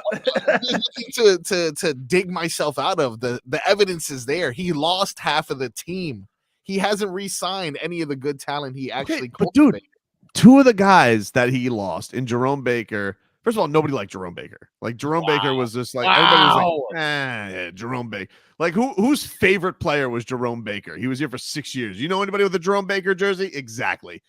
Xavier Howard, that dude's groin was like paper mache by the end of this thing, dude. You could have done right by Xavier. Well, then don't lie to me then, dude, and tell me that the door is. He was a liar. You know what? If you don't like lying, then you probably shouldn't be a general manager. But he was a liar. He lied to you. I'm sorry that happened. Colossal failure with Christian Wilkins. A colossal failure. Agreed. Liar. And you know what? We all know what this is leading to, though. He's saving all the money to give to his undeserving quarterback, which is yet another questionable decision. Undeserving. See, Chris Grier. Chris Grier. Why? Why do you think he's deserving of over $50 million? Because he had one. Let me ask you a question. Yeah. Is he more deserving than Kirk Cousins? Samesies. Because Kirk Cousins is 78-70 in his career. Some have called to a lefty Kirk Cousins. They're literally the same person, dude.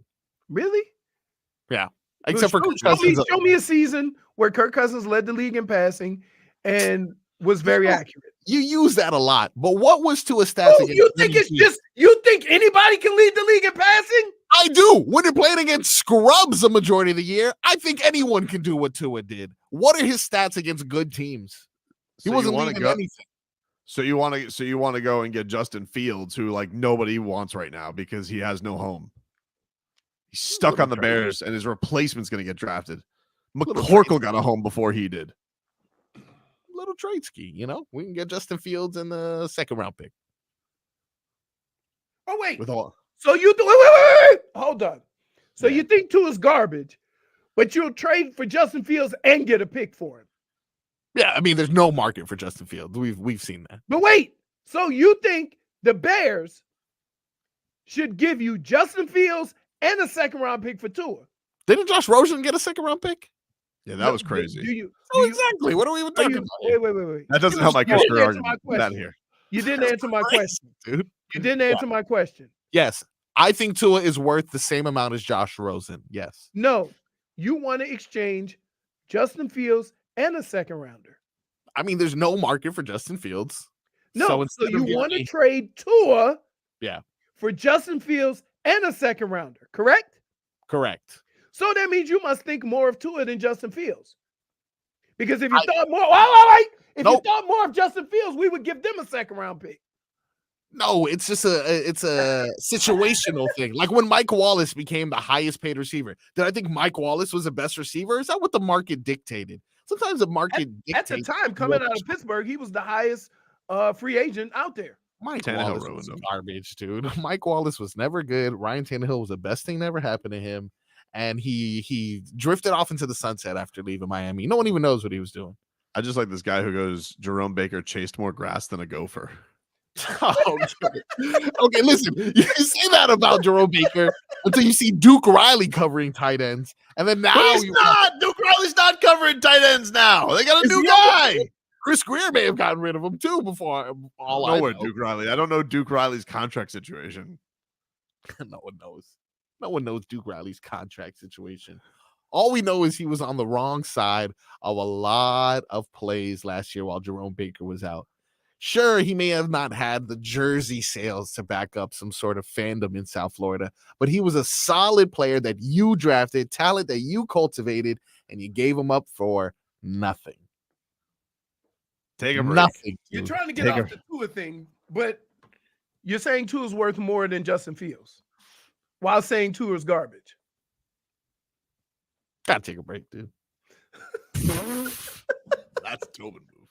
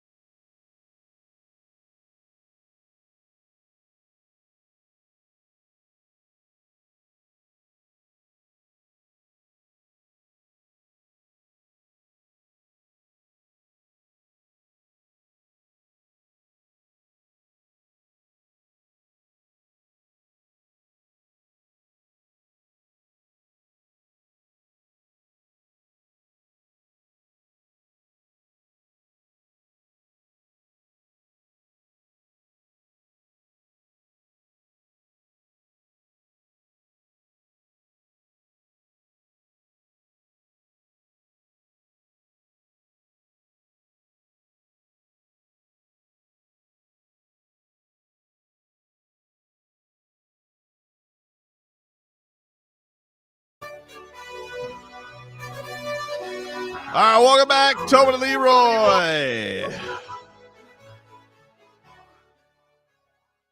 Panthers back on the ice tonight. They're taking on the Dallas Stars. Paul Maurice says Sergei Bobrovsky is in net tonight. So Bob back between the pipes after a great performance by Stolars last time around. These guys, they've been so awesome as a tandem. Sergei, of course, coming off his night at the UFC where he saw his boy Petr Yan get a win. So good for him. The Miami Hurricanes, ACC action tonight, ACC tournament against Boston College. Hopefully there's not as much chicanery as there was in the SEC women's tournament with the brawl with LSU and South Carolina. Oh, the brawl. Well, maybe they need it. Maybe they need a brawl to spark them. It's been a rough year for the Canes. It's been a rough year after a Final Four berth. I don't know. So I don't know how confident everybody is tonight, but you can hear that game, 560 WQAM. The Panthers will be on 790. The Heat, they will be back in action tomorrow. Tyler Hero, Kevin Love remain out. Jimmy Butler did not practice today. He was sick, but is expected to play tomorrow. But yeah, Tyler Hero, man, I don't know. I know it's crazy, right? Not great with this injury and how he's had a couple of injuries now with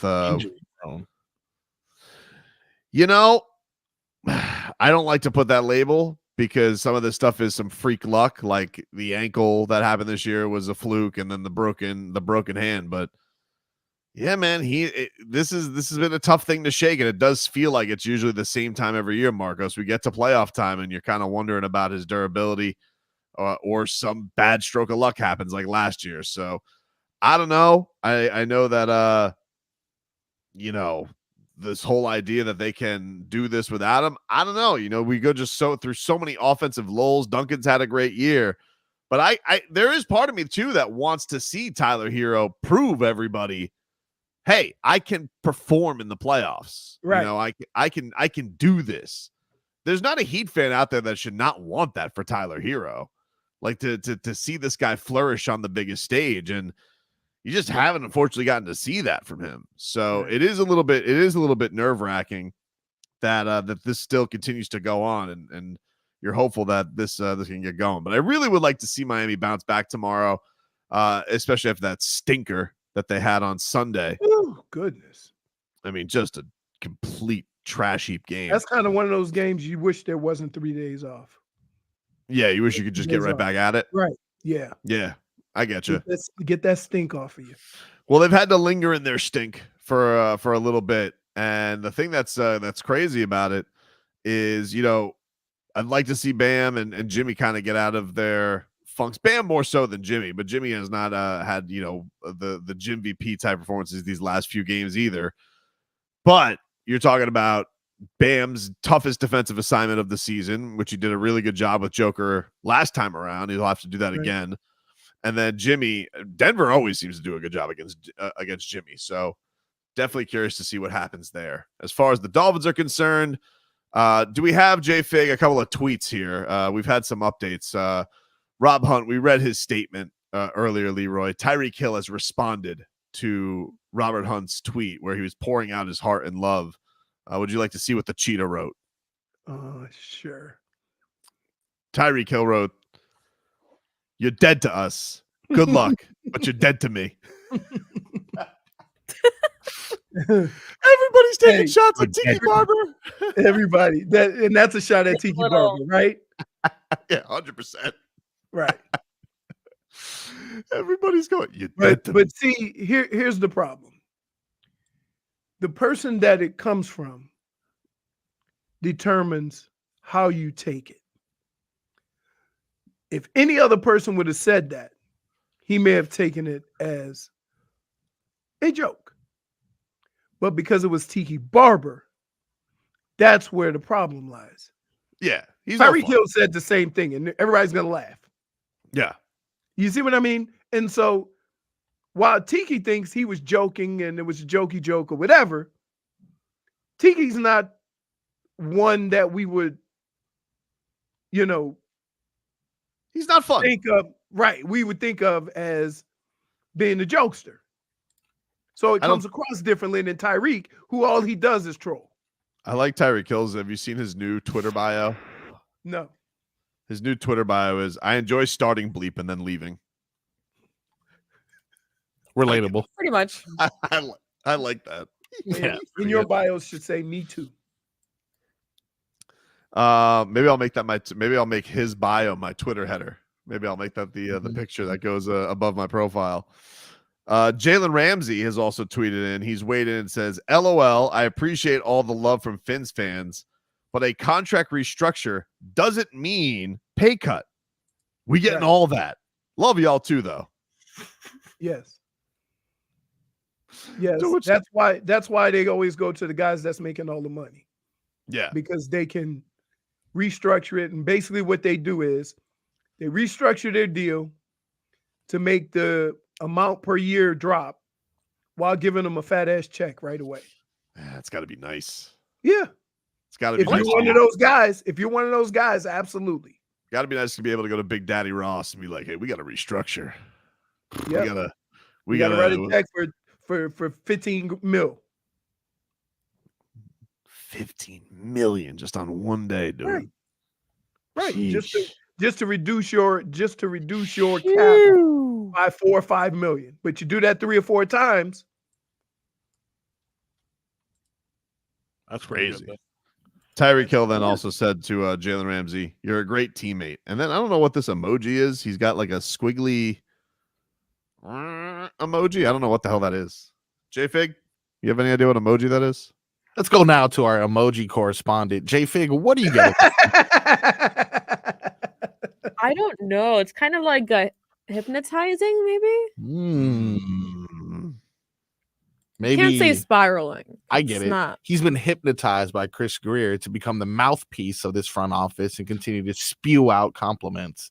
I get it. Oh my goodness. Way to break that down. Maybe they go to him. Maybe they go him to a restructure, and then they get some even more money, and then Chris Grier can make some more moves for your precious Van Ginkel and all these guys that you're gonna miss so bad. No, Could also mean dizzy. the Van Ginks is over. Let's move forward. Because you know who's getting ready to get the bag. Tua. Yeah, Tua's gonna. Very, very curious. It was interesting though. There was a report from I think it was NFL Network that said that some execs are looking at this as a reset for the Miami Dolphins, and I don't see that. I don't think that they're resetting anything. Like, first of all, you're already seeing the restructures that they're going out there. They're still going to try and make their moves. Yes, they had a very, a big hole that's going to be gone with Christian Wilkins, and they bleeped up there. I can't defend that. I don't like it. I don't want to try and defend it. But I really like everybody else. If you think they can't be replaced, Well, the Robert Hunt thing was a shocker to all of the football world. Crazy, dude. Right?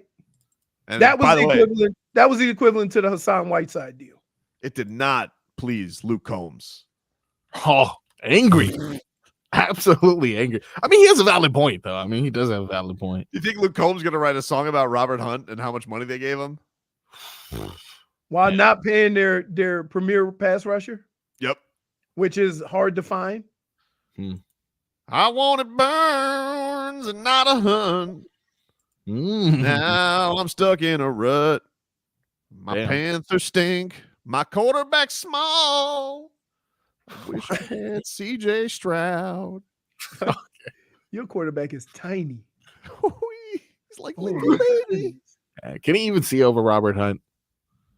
What pick do they have? Not if Robert Hunt is going to try to carry the rock. Are they replacing their quarterback already? I feel like they have a high pick. No, they traded. No, they traded. They were going to have the number 1 pick. Remember they traded to Chicago. Yeah. That's why Luke Combs is so pissed. So crazy. Because they said they gave Christian McCaffrey away for not a first rounder. They gave the pass rusher for no first rounder. But you have to understand that they got out of having to pay those guys. That's where the first round money is. You see what I mean? Menu 631 says clearly means hypnotized. All right. I don't really understand why hypnotized would work there, though. You know what's interesting to me? As bad as the Carolina Panthers have been and the dumb moves that they've made, Still more playoff wins than the Dolphins during Chris Grier's tenure. You listen, they've been to a Super Bowl. Look at that. They've been to a Super Bowl, dude. That was a few teams ago. Yep. Yeah. And QBs. All right. Well, Marcos, have a better attitude tomorrow, huh? Yeah, we'll see. Oh, yeah. Couldn't even give me Derrick Henry. Nah, I wanted him to. I'll tell you what, Chase Young is still available if you want to go ahead and make me feel better. Wow. Is this Chase Young is a free agent? Chase Young is. Wow. Yeah, because they remember they traded him at the end of his contract with Washington because Washington. So he's about to get some money too. So no, he's about to get some money. We'll talk to you guys tomorrow. Somebody gotta give me some damn answers. Joe Mexican. Wait. First, he dead. I was humping the wall and I've been left with heat blue balls. I don't like this. Hope you mother have a good day.